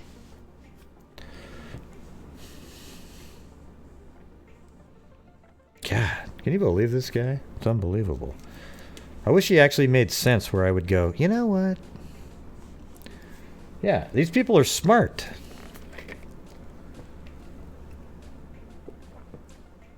And here's something for you, Mike. April Tinsley's killer, John Miller, is an idiot. He is one of the dumbest people, and he wasn't really a serial killer. He could have been. He acted like one. He just only killed her, apparently. But he was one of the dumbest people that's ever killed anybody. I mean, he's like, I don't even know, maybe a 70 IQ or something. Just absolutely dumb as a box of rocks. Couldn't write, couldn't spell, couldn't do anything. All right? And do you think he planned well at all? No, he didn't. He just got away with it. So sometimes people make mistakes, even people that plan well.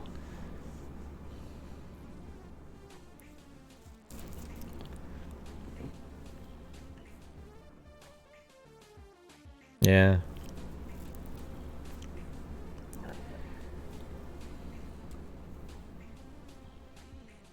Right. Well, I don't, though, Mike. It is a question. I just think it's a meaningless, useless question to ask. But here's what I'm going to do, Mike. I'm going to let you go, and you can go, sit in your apartment, whatever you're at, and just write down on a piece of paper, just spend a lot of time thinking about how somebody so smart could make a mistake. Okay, really just sit around and think about it, because I don't want to spend any more time reading you say this over and over again. It's literally meaningless. Honestly. Hey, CZ Run 901.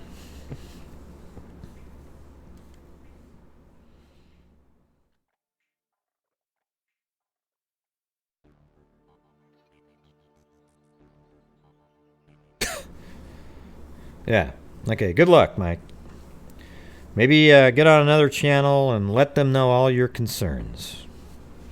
Because at this point, I really, to me, it's not helpful at all. There's nothing useful about saying, wow, why didn't that guy do that? Yeah, it's a discussion, but you're wasting a lot of time. It's not helping. And I've answered your question, Mike. I've explained to you.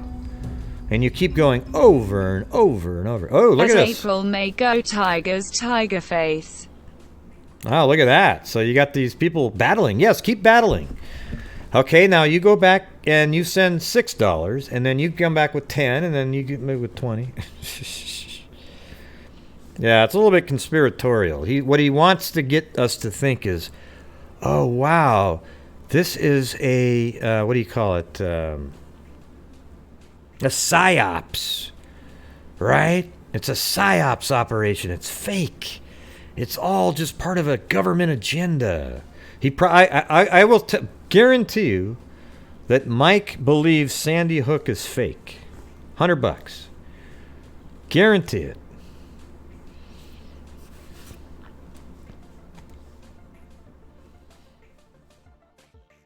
Yeah, it is, Mike, because we don't need to have an explanation of why somebody did something that led to them getting caught.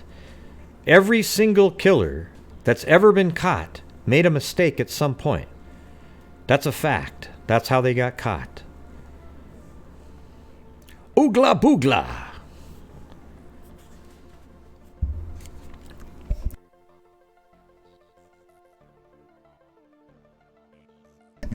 Oogla boogla. Oogla boogla. Did you hear that, everybody? It said oogla boogla.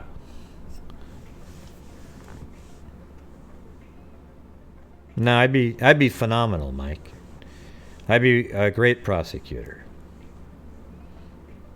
Because I actually would look at the facts and come up with it. I wouldn't have to go, wow, why would he make a mistake like that? You'd be a terrible defense attorney. You know what you'd do is go like this. Listen, jury, I know all the facts point to him doing it. However, why would he be so stupid to make that mistake? And yes, if there were morons on the jury who think just like you, they would probably go, yeah, good point. Yes, he's innocent now, everybody. He's absolutely innocent because, yes, why would a guy that smart make such a dumb mistake? And there is the answer, everybody, and he's innocent. No, that doesn't work. I wouldn't need to have to deal with that kind of shit.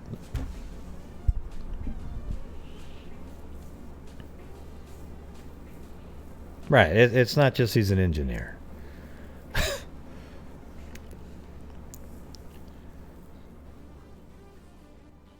Right, just by pure repetitive comments. Just like they do on the conspiracy theory channels when they say, see that, look at that, look at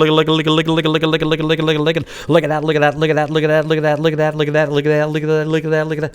Oh, I see it now. I now do see the dog that's actually a water bottle. Yes, I see it now. I'm sorry, I was probably pretty loud. I just realized I still have the volume up 7 decibels from the videos that I played earlier.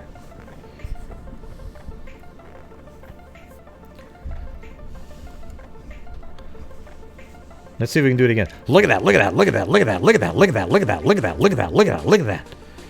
Well, what's your theory, Mike? Tell me what your theory is. Type it in. Type in your theory, Mike. Let's all see it. Well, he's not really...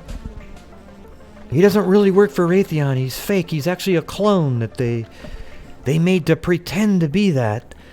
And he wanted to get caught, and he... Man, I'd love to hear this one. Wow. Yeah, he's still blabbing away there, Lady Slipper.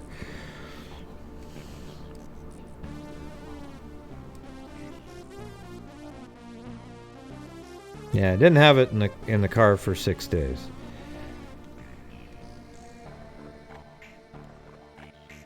Listen, as we said before, his only mistake is that she was filmed getting into his car. Without that, there is not a chance in hell he ever would have been arrested. He would be completely just a guy at a bar like everybody else, and his car, there's no way you would associate him with the crime whatsoever. But that footage allowed police to realize he was the last known person to see her alive, which a lot of times ends up being the killer. Look at that, look at that, look at it, look at that. Wicked Gaming. Look at. It works, man. There's a lot of YouTubers out there that just put look at 1,000 times, and it's amazing how many people believe what they're saying after they say that. Over and over again.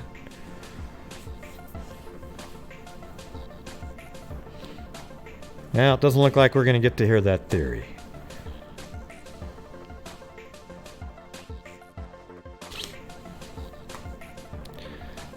And Robert says the CIA's only mistake was claiming he was an engineer. Had they not done that, Mike would not now be on the case. He's going to blow the thing wide open. Right. Had they said he worked at McDonald's, Mike would say, yes, this makes sense. He works at McDonald's, and if you work at McDonald's, not to disparage McDonald's workers, but yes, they might be more likely to make a mistake like that because they wouldn't have had the same educational benefits to make the smarter, really logical decisions on how not to get caught. All right. Dun, dun, dun, doodle, doodle, doo.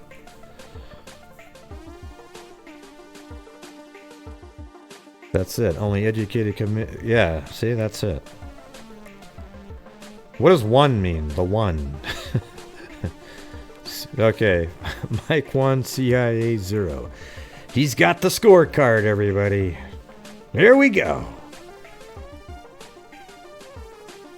Look at. Everyone liked and subscribed. Yes, at least, listen, if you're at least entertained and you think you're learning something, hit the subscribe button, hit the notification bell. Okay, because we try to figure out stuff on here. I know we've gotten sidetracked with the mic stuff, but, you know, and also if you're out there and you're involved with the case or worked with the killer, then feel free to call in. Okay, there should be a number on the screen, I think. Oh, you can barely see it though. Let me put this over the killer. There you go. Now you can see it really well. All right. Look at, look at, look at, look at, look at, look at, look at, look at, look at, look at.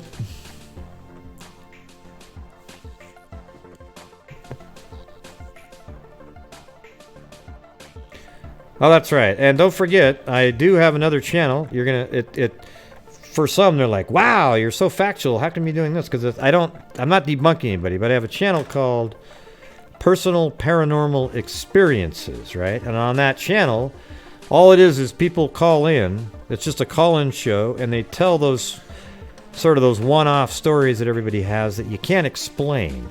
You know, like I have one I've told before where my brother died at the University of Oregon on March 13th, 1986. His birthday was March 9th, so he died 4 days after his birthday. And after he died, they put a memorial plaque on the basketball court at the fraternity because he was always playing basketball out there. And his birthday was on the plaque. So the following year, on a drizzly, raining day on March 9th, I was shooting baskets by myself. I looked up in the sky and I see a dot. Then the dot got bigger and bigger, and I realized at one point it was a balloon. On a rainy, drizzly day, I'm shooting baskets outside alone, thinking of my brother. And the balloon floated right into my hands, and it was a big happy birthday cellophane balloon. Okay, so that's a weird thing for me. I can't explain it. I'm sure Mike would need an explanation. He'd need to say, "Oh my God, how would that have just flown to you?" Let's see. My theory is the guy stalks clubs for drunk women. Took this one home and something happened. Right? The first part I said earlier. He hunts around, and some nights he tries to kill somebody. Sometimes, when you say he goes to clubs and stalks drunk women, waiting for it was a bottom feeder, I totally disagree with that. Yeah, when you say something happened, so it sounds like you're trying to defend him a little bit, right? Like, oh, he kind of just screwed up. She died accidentally, then he panicked, and he just wasn't sure. I don't agree. Right. See, I didn't even read your last sentence, and I knew you put the word panicked in there. Yeah, sure it's possible. Sure. Okay. Yeah. Okay, I'll say you're right. That is possible. Just very unlikely. Very unlikely.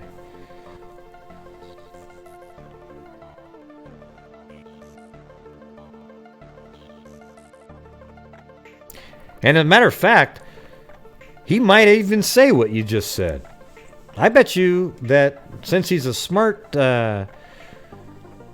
engineer, he might think, how can I get out of this? Okay, yeah. And let's see what the autopsy says. So he may have even gave her roofies, but he had to kill her at some point because she could identify him. Because if she woke up the next day, she'd see him, right? So he killed her. There's no out for him. But I'm sure he might think of something similar to what you just said. As a matter of fact, you might have given him an idea. Good job.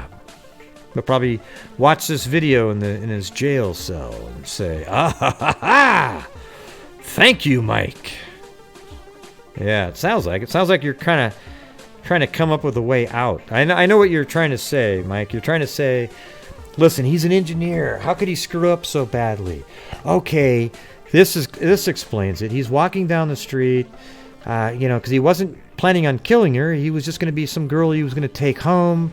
He was looking for a drunk person, and that way, he could get into my car, and I took her home. But something happened. She got killed when I took her home. That's why it wasn't all planned out. He just wasn't sure what to do, and he was making all these mistakes and all this kind of stuff. I see what you're saying.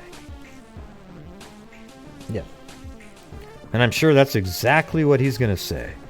Now let me ask you this, Mike. If she's cut up into little parts and put into two different suitcases, will that change your calculus at all? Or will you just say, well, no, that was just part of his panicking. He wasn't sure what to do, so then he put her into two different suitcases?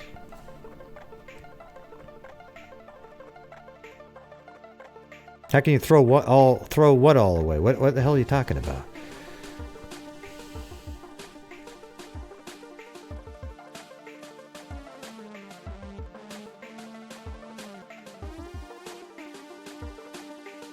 Right. Yeah, we're not doing conspiracy theories here tonight, all right? Yeah. Well, he didn't think he was going to get caught, Mike. You see, that's what you keep missing here. He only got caught because she was seen getting into his car on one piece of footage, and then they were able to track back a guy that looked like that in the bar, identify him, then find out where he lived, and then all of the house of cards collapsed on him. Okay, great. Great, Pink Lady. All right, cool. Yeah, Rohypnol's the date rape drug. I'm sure that's not what happened in this case, though. It's just... Let's just look at it like this. That he went out that night. He was looking for somebody. He was a predator. He took her home and he killed her. And then once he found out that they knew who they had his face on the news and a similar car, he lived 40 miles away from the area. So he figured, gosh, if I take off now, they might not have put the net as far out at this point. They don't know who he is, but they actually did know who he was at that time. They figured out who he was overnight. Okay, so then he was 300 miles away when he was pulled over, and the body was in his trunk. So there you go. Right, yeah, it was mentioned, but...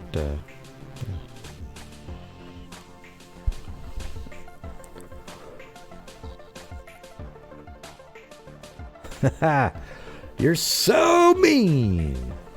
Hey, you got a good last name there.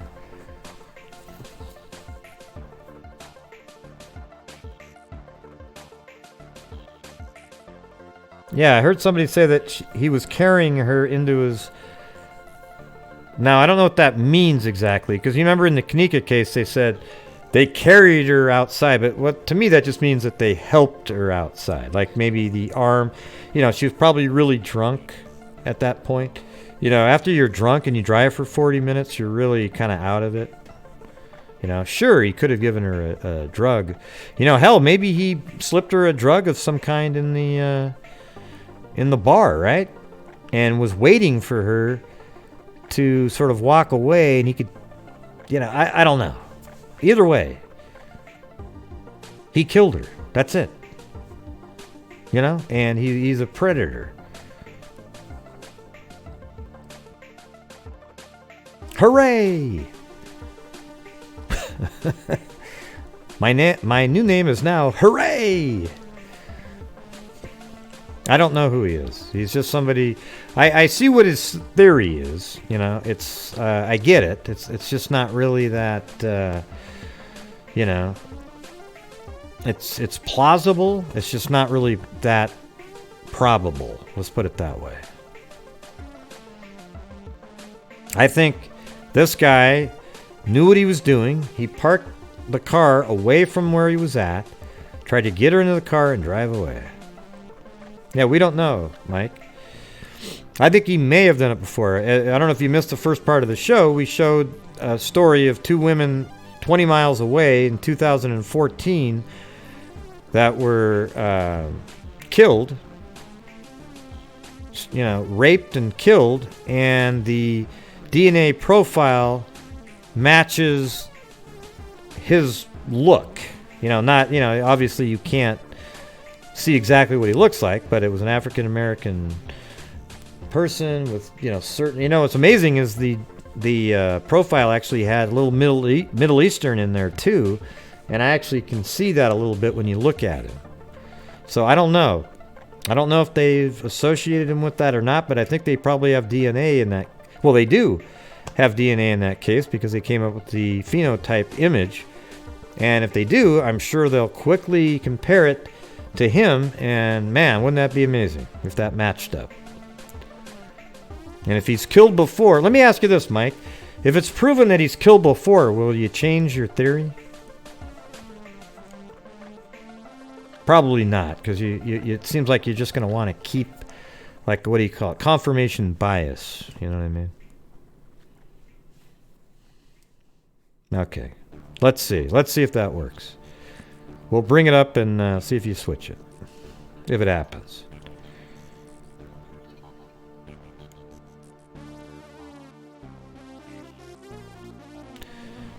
Yeah. Yeah, exactly. I totally agree with that, Miss Angels. I was thinking that same thing. He goes from the strip joint, and then he sees a girl in there. You know, I think I have that picture right here. Let's see.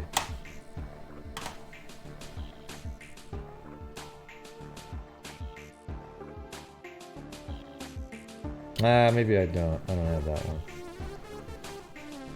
Shoot.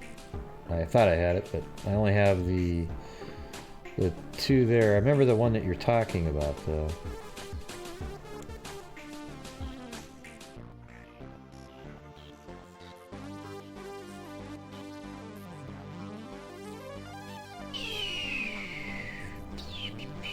So this is the one right here. Let's go back. Watch. All right, here we go. Here you go, Mike. Watch this one. And genealogy are being used to try to get this killer off the streets. A sweetheart. She walked into a room, she lit it up. Mark Milet helped raise his granddaughter, Ashley Milet. He remembers Ashley as an energetic, fun-loving child. If love could have saved her, she would have nothing ever would have happened to her. But Ashley Milet is at the center of a gruesome unsolved homicide case that's now going high-tech. In December 2014, Ashley's dismembered body was found in woods near Brockton's VFW. Discovered near Ashley, the badly decomposed body of a second victim, later identified as 50-year-old Linda Schufeld. Both Ashley and Linda had fallen victim to drug abuse and had been arrested for prostitution. Prostitution. But this disturbing case does not end there. They're targeting the weak, they're targeting the vulnerable, and therefore it's more important than ever. It's just 20 miles away from his house. Sit by when that occurs. 4 years ago. The killer's DNA collected from Ashley's body matched DNA recovered from 3 violent rapes of prostitutes in Brockton. All 5 victims worked the same city streets. And now the killer's DNA is emerging as powerful. And there's the evidence. DNA right there. This guy's a bad guy, and he's out there taking people off the streets. He needs to be somebody that we take off the street. Virginia-based Paragon Nanolabs already produced a digital... Yeah, so look what you got here. You got African, West, what does it say? 57%. European, 23%. Then he's Middle East, Northwest Africa, 10%. And then Europe, Southwest, 5.56%. Okay, so we don't know if this is the same guy, but, you know, there's some similarities in terms of what I see just looking at him. I mean, I thought he was maybe Middle Eastern a little bit from the get-go. Composite image of the killer from his own DNA, but investigators are hoping for more. Because he's a CIA operative, DNA Mike. To give you something else. What are you trying to do? We're trying to get additional information that we can open up new leads. That's what we're looking for. We're hopeful that we're going to be able, by using the genetic genealogy, does somebody want to call in? find somebody who may be related. The number's on the screen right there. Look, it's on the Genetic screen right now. genealogy has turned out to be extraordinarily powerful for law enforcement. Dr. Ellen Graytak of Paragon Nanolabs explains the Brockton suspect's DNA is being compared to DNA in GEDmatch, a public DNA database open to law enforcement. No, I think hot for fun. I'm going to take the evidence that we're looking at. I'm not saying, you know, I could be totally off. Maybe Mike's right. Maybe he's got this, you know, he was just out having fun and she died from an overdose of drugs and he panicked and he, you know. I just don't think that's very likely. Okay, I'm going to go on that, wow, he tried to sneak her out in his suitcase in the trunk of his car. He thought they weren't going to have the net around his area and thought he was going to get away, but they actually already knew who he was at the time. Armed with matches, Paragon is constructing the suspect's family tree, trying to zero in on a close relative and ultimately the suspect himself. It's a brand new use of DNA technology that's led to the highly publicized arrest of the Golden State Killer in California. In these cases, we're at least able to give police something.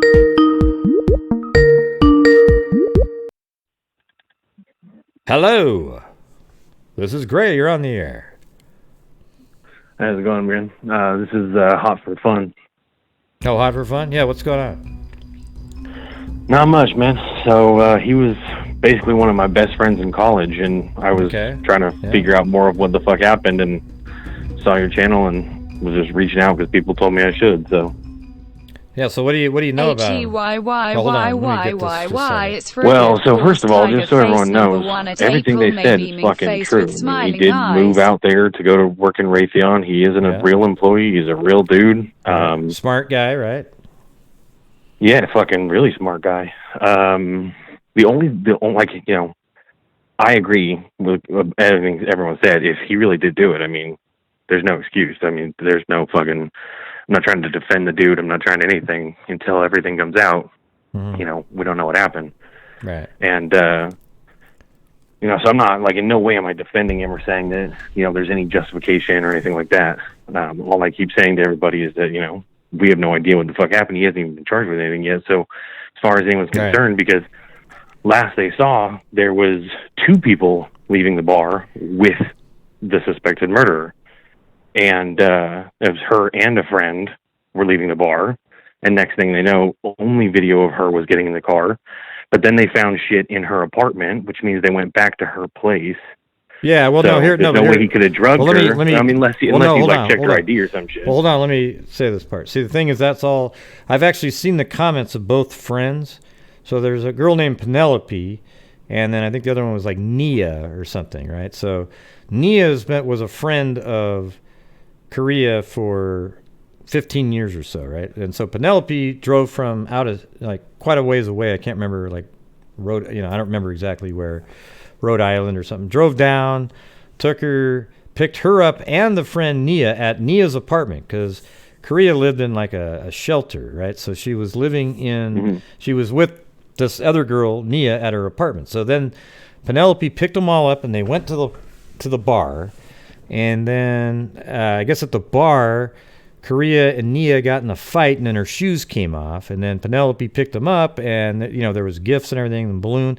And then everybody got separated somehow, you know, from the fight, whatever. And what happened was Correia got out and then she just disappeared. But the other people didn't know it. So Penelope showed up at Nia's apartment back where they were originally all got picked up and was dropping off the shoes, the purse, the balloons, and the gifts. And right when she was doing that, Nia got dropped off by police. I don't know why she was particularly in a police car, but she was just dropped off there. Maybe they were just helping out. And she was dropped off. And they both looked at each other like, well, what are you doing here? And none of them knew where Correia was. So they both were just shitty friends. So she ended up like stumbling down the street or something. And then he probably, she's seen getting into his car. And that's the only reason he was tracked down. And then they, And so the only reason I wanted to call in, because like I said, I mean, I haven't talked to the dude in a few years, and I'm not advocating any of it. So if he did it, then fuck, he deserves whatever he gets. But what I'm saying is that, this is one of those, we don't know what the fuck happened, and we don't know what's going on quite yet. Right. And I mean, he easily could have done it, or he could have been covering for someone else who did. Like, we just don't know at this point. I mean, no matter what, he's guilty of something, because he was fucking caught driving with a body in his car. So no matter what he did was wrong. Well, tell us about his personality or something. Like, what was he like? Well, dude, so, I mean, he's, like, super fucking legit. Now, that's the only reason I really felt like I needed to call in, man, because the dude literally was so anti-drugs, it was fucking ridiculous. Like, he wouldn't even, like, blink at the idea of marijuana, let alone a date rape drug or a fucking shit like that. Right. And I went clubbing with the dude for fucking years, man. Yeah, he's a smooth talker, and he was a charming fucking guy. So, I mean, he would get girls all the time, and he's not a bad-looking dude. And, but I literally partied with him for fucking years, and, side by side, and I'm a security guard, man, so I keep an eye out for that kind of shit. So I've been well aware if he was doing some shady shit with people, and fucking never did, man. He hung out with me, my girl, he hung out with all sorts of people, and super nice, super fucking cool. So do you have a lot of girlfriends? Government job working for Raytheon. It's like you had girlfriends throughout all these years? Yeah, multiple, dude.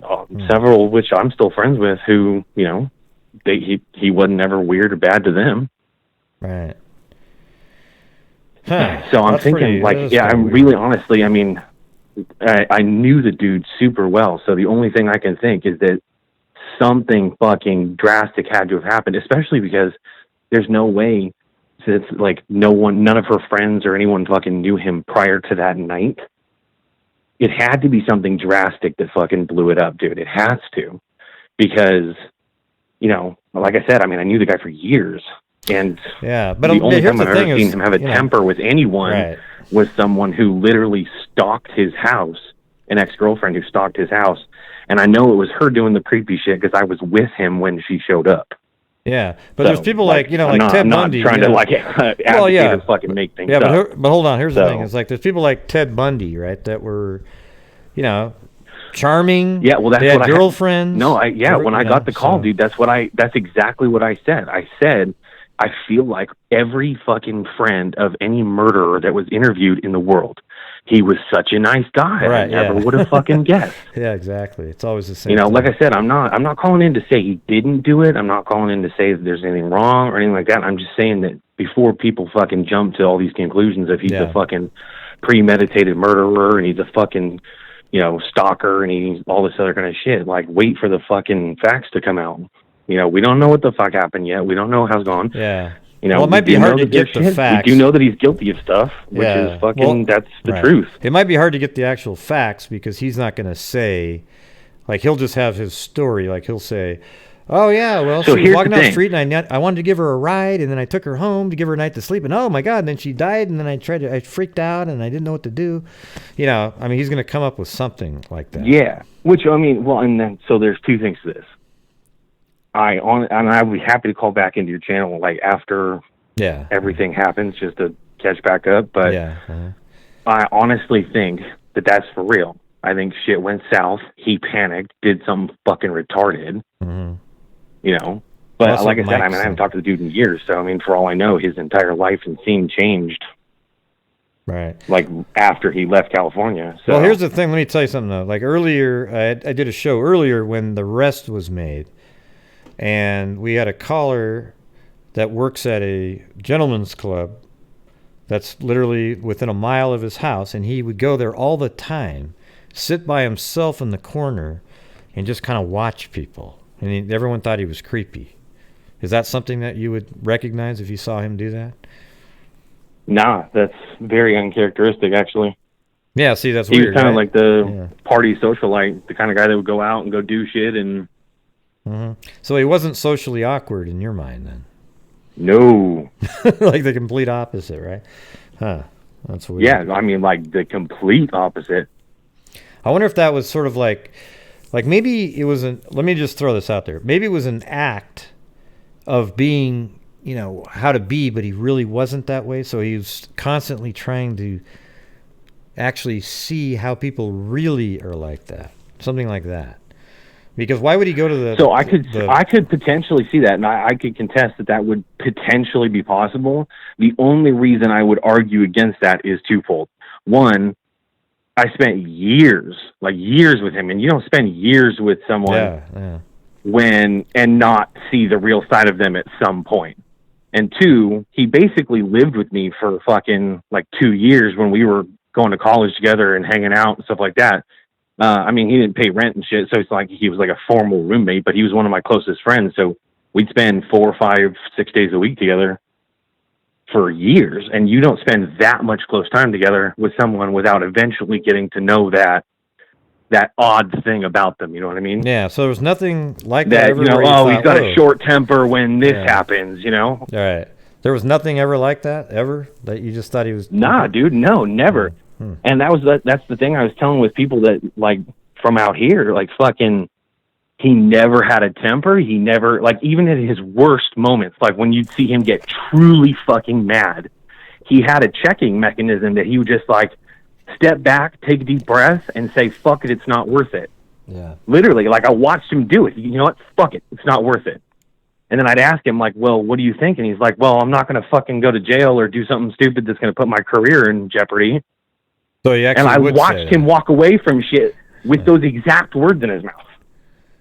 Maybe your real name is Mike, the guy that's chatting in there. I'm just kidding. No, my name is not Mike. But yeah, well, the thing is, I wouldn't mind. Not giving out my name either. I'd actually be happy. Yeah, you don't give out your name. I'd be happy. No, I'm not. I'm not. I mean, I'd be happy if it turned out that he isn't a serial killer. That means he didn't kill other people.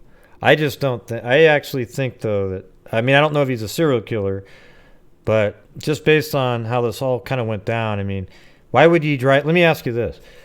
Like, here's the thing. You see, let's say he did pick her up at the bar. Why would he drive her 40 miles to his place? Like, he was so far away from. So that's weird. I know that seems weird, but if you knew the dude, that's the kind of like random shit he would do because he's trying to prove to whoever he's like hitting on that he's a nice guy.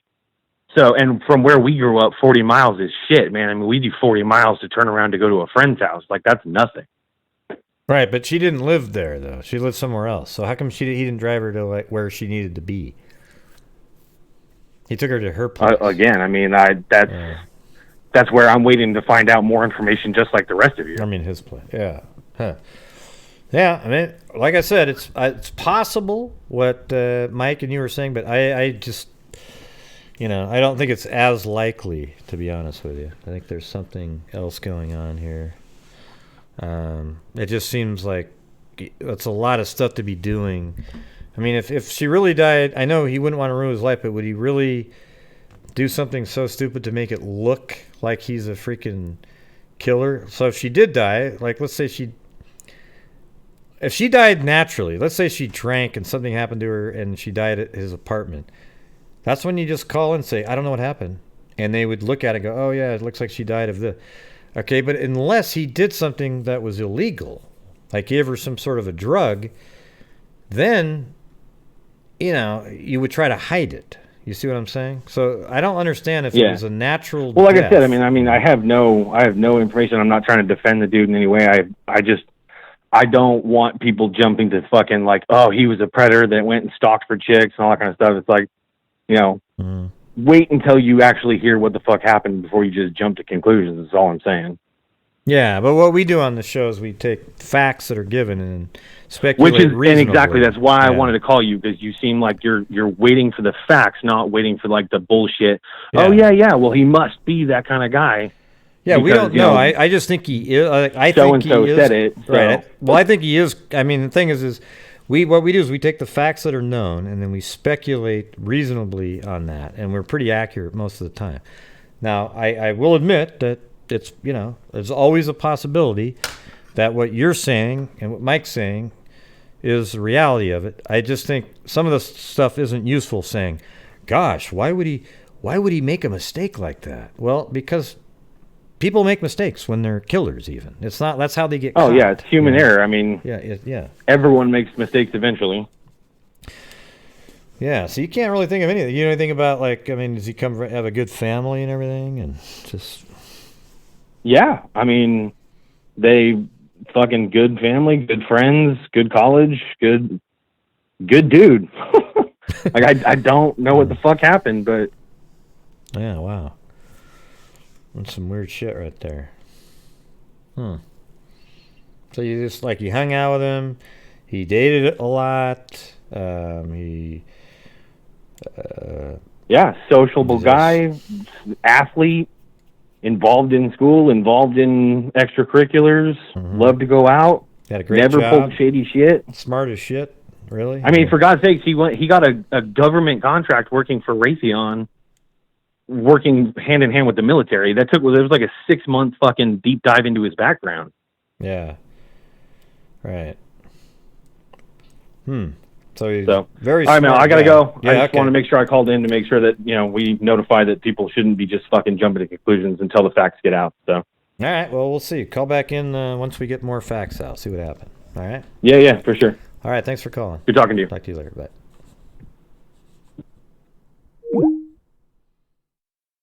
Well, there you have it. We don't know.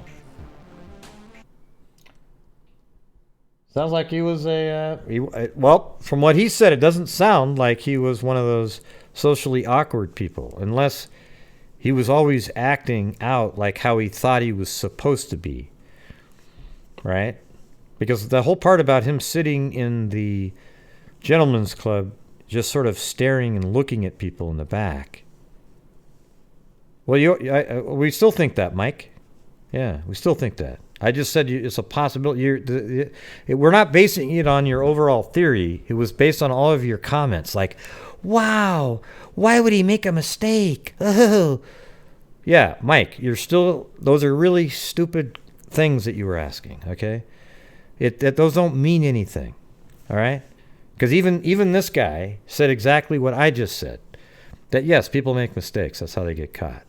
And he just proved you wrong, too, because he really was a smart person. Yet he made a mistake. Ooh. Okay, so you can do all your little see?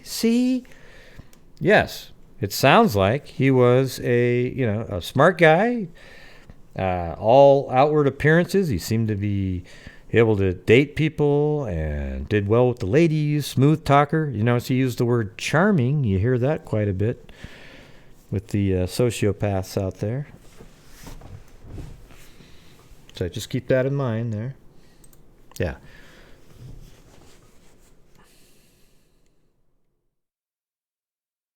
Let's see. Yeah. No, they don't, Watcher. According to Mike, these people are it's got to be an accident because he made a mistake. Has to be at this point. Yeah, let's see what the autopsy says. If the autopsy says she was strangled to death, are you going to go, well, you see, because what happened was she almost was dead and I didn't want her to tell anybody, so I finished her off. No, that's completely opposite, Mike. Yeah, he did say the opposite of what I think of how he was socially awkward, but he couldn't explain why he was sitting in a gentleman's bar. And he also thought, yeah, I don't know, that's what's confusing. Maybe he was a little bit. You're an idiot. Jesus Christ.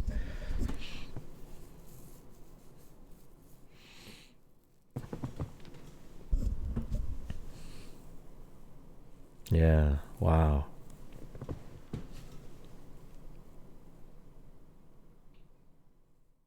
Let's see. Yeah. All right. See you later, Mike. Go sit down in a corner and read get your theories out there. All right. You've really dropped the IQ of our channel down quite a bit. Hey, thanks, April May. Appreciate it. And if it turns out that an autopsy shows she died accidentally and he panicked, I'll admit it, okay? I just don't see that at this point. To me, he's a guy that it seemed like he was a predator. This is what it looks like to me. Good game, Tiger One. And if you notice, the police said she was abducted. They didn't say she got into his car like he was... Oh, wow, it was great. They actually used the word abducted. Okay? So, that's not like, oh, yeah, I'm just picking you up and we're going to go have some fun. And right.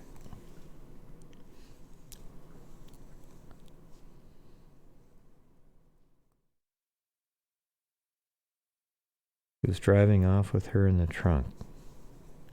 Right. But...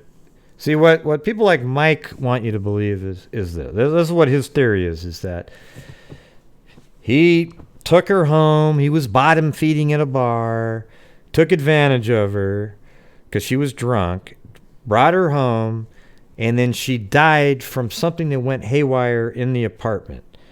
Then he panicked because he didn't want to lose his great job, his house, all that kind of stuff. And he just didn't know what to do. For 4 days, he sat there with a body, and then he thought, okay, and then he drove her was trying to drive her out of town to dump her body somewhere. He just didn't really think it all through. Something like that. That's what he thinks. And I admit that it's possible. I just don't see it. The part that was bugging me the whole time when Mike was able to comment on this channel was that he kept saying, wow, why would a smart person make a mistake like that? Well, you know what? He was a smart person, and he made the mistake. So your whole narrative is wrong, okay? Your thesis, your original statement was wrong, okay? And that's the honest-to-God truth. Your whole thesis was, a smart person like that can't make a mistake. And yet he did. And there you have it, all right? So I don't know for sure at this point. This lady's probably going to go, God, why was I on the screen for so long? Some new way to look at the results. And so what we're able to do is give them.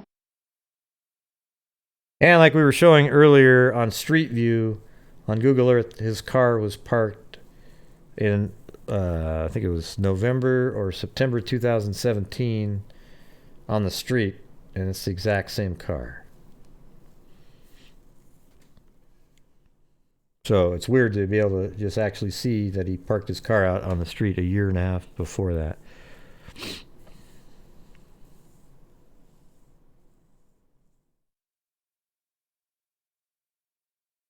Yeah, I mean, some of the stuff he says is a plausible theory, you know, like, oh, wow, you know, something went wrong and he panicked and he did something. You know, some of that's reality. All I can say is the other stuff was just getting mind-bogglingly ludicrous. Just, oh, wow, how can a smart person make a mistake?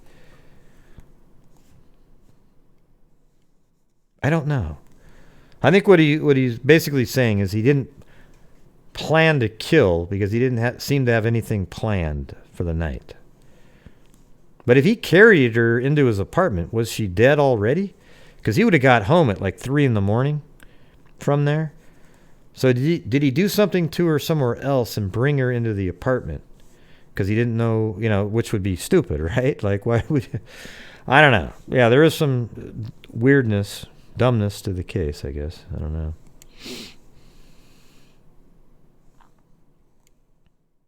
Oh, I don't know if he's still in here or not.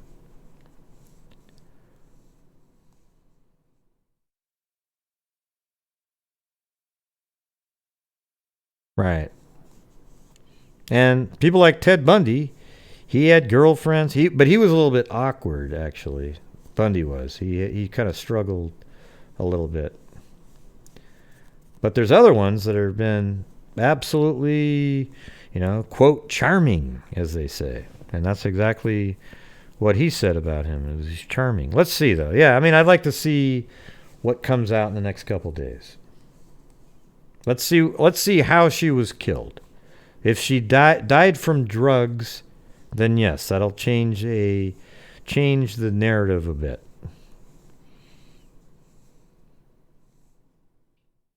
No, I don't think he's a controlled opposition. I don't believe in psyops, all that kind of crap. I think he's just,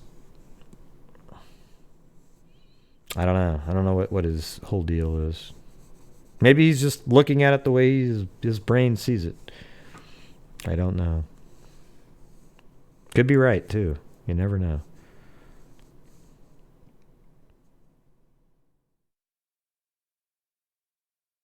Well, we don't know if she got to the apartment. They say that he carried her in. Now, if that means he literally picked her up, or was he just sort of helping her into the apartment? I think it'd be strange to carry her in literally, you know, in his arms up in the air, because that would look just bizarre to anybody seeing it. The dating game one? I don't get it. What does that mean?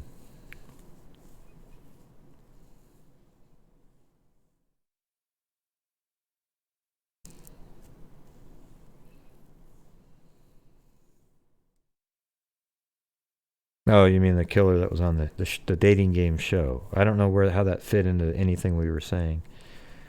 Yeah. Right. I just not sure how that fit in. Like, how did that get brought up?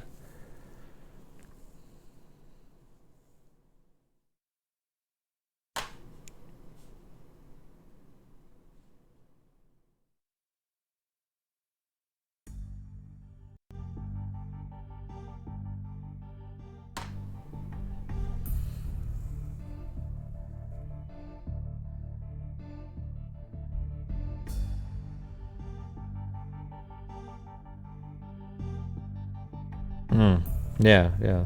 I know, I've seen that one.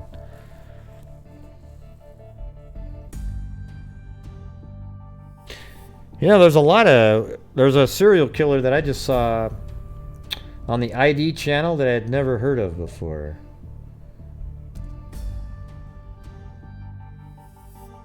And that was the Bruce Mendenhall. And guess what his profession was, everybody? Throw out a guess, other than Ada. Just throw out a guess there. What was the profession of Bruce Mendenhall? What profession are a lot of serial killers? No. I've brought it up on the channel before. He was a truck driver, okay? There we go. Sassmare got it. Probably looked it up really quick. Now, you don't need to keep typing in. I just gave you the answer. Yeah, he was a trucker. And they found a body in a truck what do you call it? Like a truck station or whatever the hell those things are where truckers go. Truck stop. And they found the body there, posed.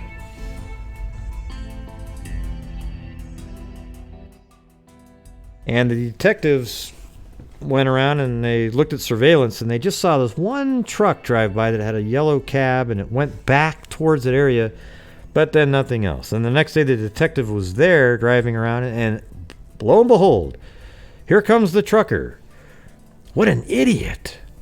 Wow, how could he make a mistake like that? He's no engineer. And he was driving by, and it had the, you could see the yellow cab, so he went and talked to the guy. The guy let him even into his cab, and then he found blood in this basket, and, one thing led to another, and it turns out he was the killer of that girl there, and then they actually then linked him by DNA back to 7 other murders that he did out on the road with the truck. So I guess at some point they make mistakes.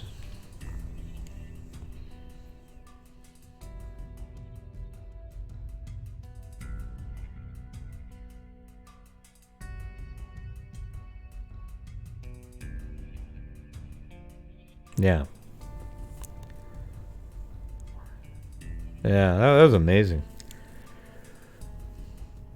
I actually would like to look up all of his different murders and just sort of see what the stories were like at the time and how absolutely unsolved they were.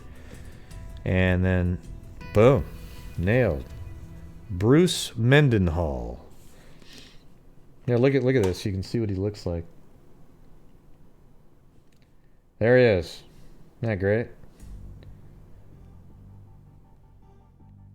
Yeah. I'm sure he wasn't doing too well with the ladies, you know what I mean? Yeah. So that's him. And it looks like he... Hold on a second. Accused of a serial killer. He was arrested in Tennessee July 2007 and found guilty in 2010 for the June 26, 2000 murder of Sarah Hulbert. The body was found by a security guard on duty that night. A long-haul trucker. His truck was found to contain the blood of numerous... Oh, yeah, here's the thing. When they swabbed the back, they found like 7 or 8 blood types back there. I mean, not types. 7 or 8 different people that the blood was from. Samples, right? So look at this. They found a long-haul trucker. His truck was found to contain the blood of numerous other murdered or missing women. He has been charged with the murders of 3 other women at truck stops in Alabama, Indiana, and Tennessee. He is still under investigation for murders in Georgia, Illinois, New Mexico, Oklahoma, and Texas, some of which can carry the death penalty. Isn't that incredible? I mean, I've never even heard of this guy.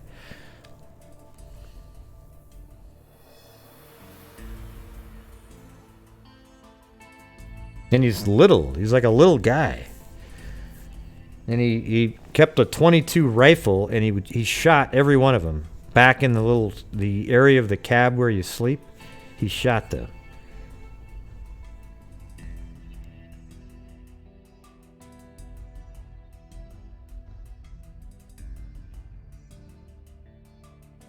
Yep.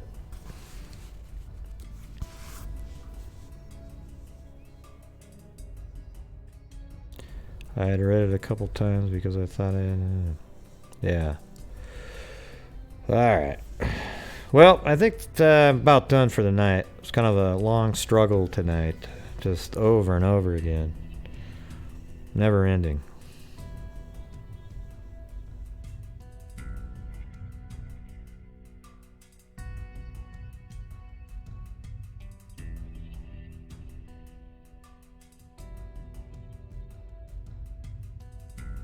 Hey, good night. Alright, but before I get off, I'm going to say thank you to Audra Blankenship for telling me that I was on the wrong screen again. Slim Dog, Amber, Sage, Wicked Gaming, Daniel Gosen, Tiger One, April May, Tiger One, Wicked Gaming, Tiger One, April May again. Alright. And let me check something else here.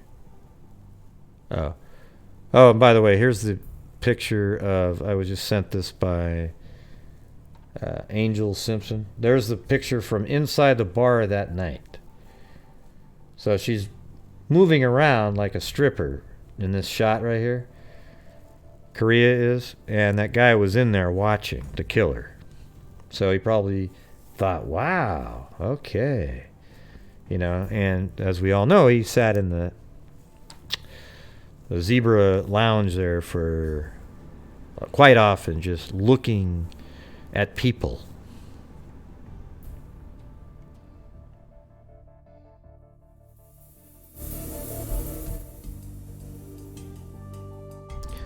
I don't think I'm going to do the flyby tonight. It's been a long day. Hope you don't mind. Alright. So, unless anybody else has anything to say, I am going to call it a night, and hopefully we get some more information tomorrow. Alright? And who knows? Maybe Mike will end up being right. It was just the way he kept saying the same thing over and over again about how can somebody smart make a mistake? And it's like, because they do. Don't you get it? Don't you get it? Yeah.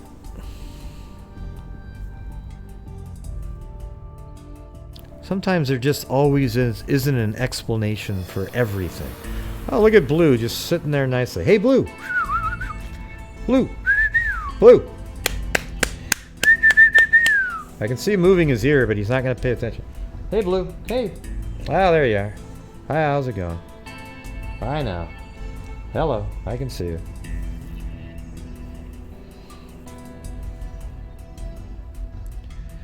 Alright, so there's Blue, and here I am sitting in front of the computer. And I appreciate everybody showing up tonight, supporting the channel. Probably tomorrow's the Personal Paranormal Experiences on the Personal Paranormal Experiences channel, where you call in and you tell your story of something strange that happened to you or something that you saw that you can't explain, okay? I don't try to debunk anything. I don't try to explain away anything. We just listen to your story, okay? So make sure to check that out if you have time. Alright? Let's see. Gray, I changed my name. Sam the Schnoz. I don't know what your name was before. Sorry. Yeah, see you later, craft set.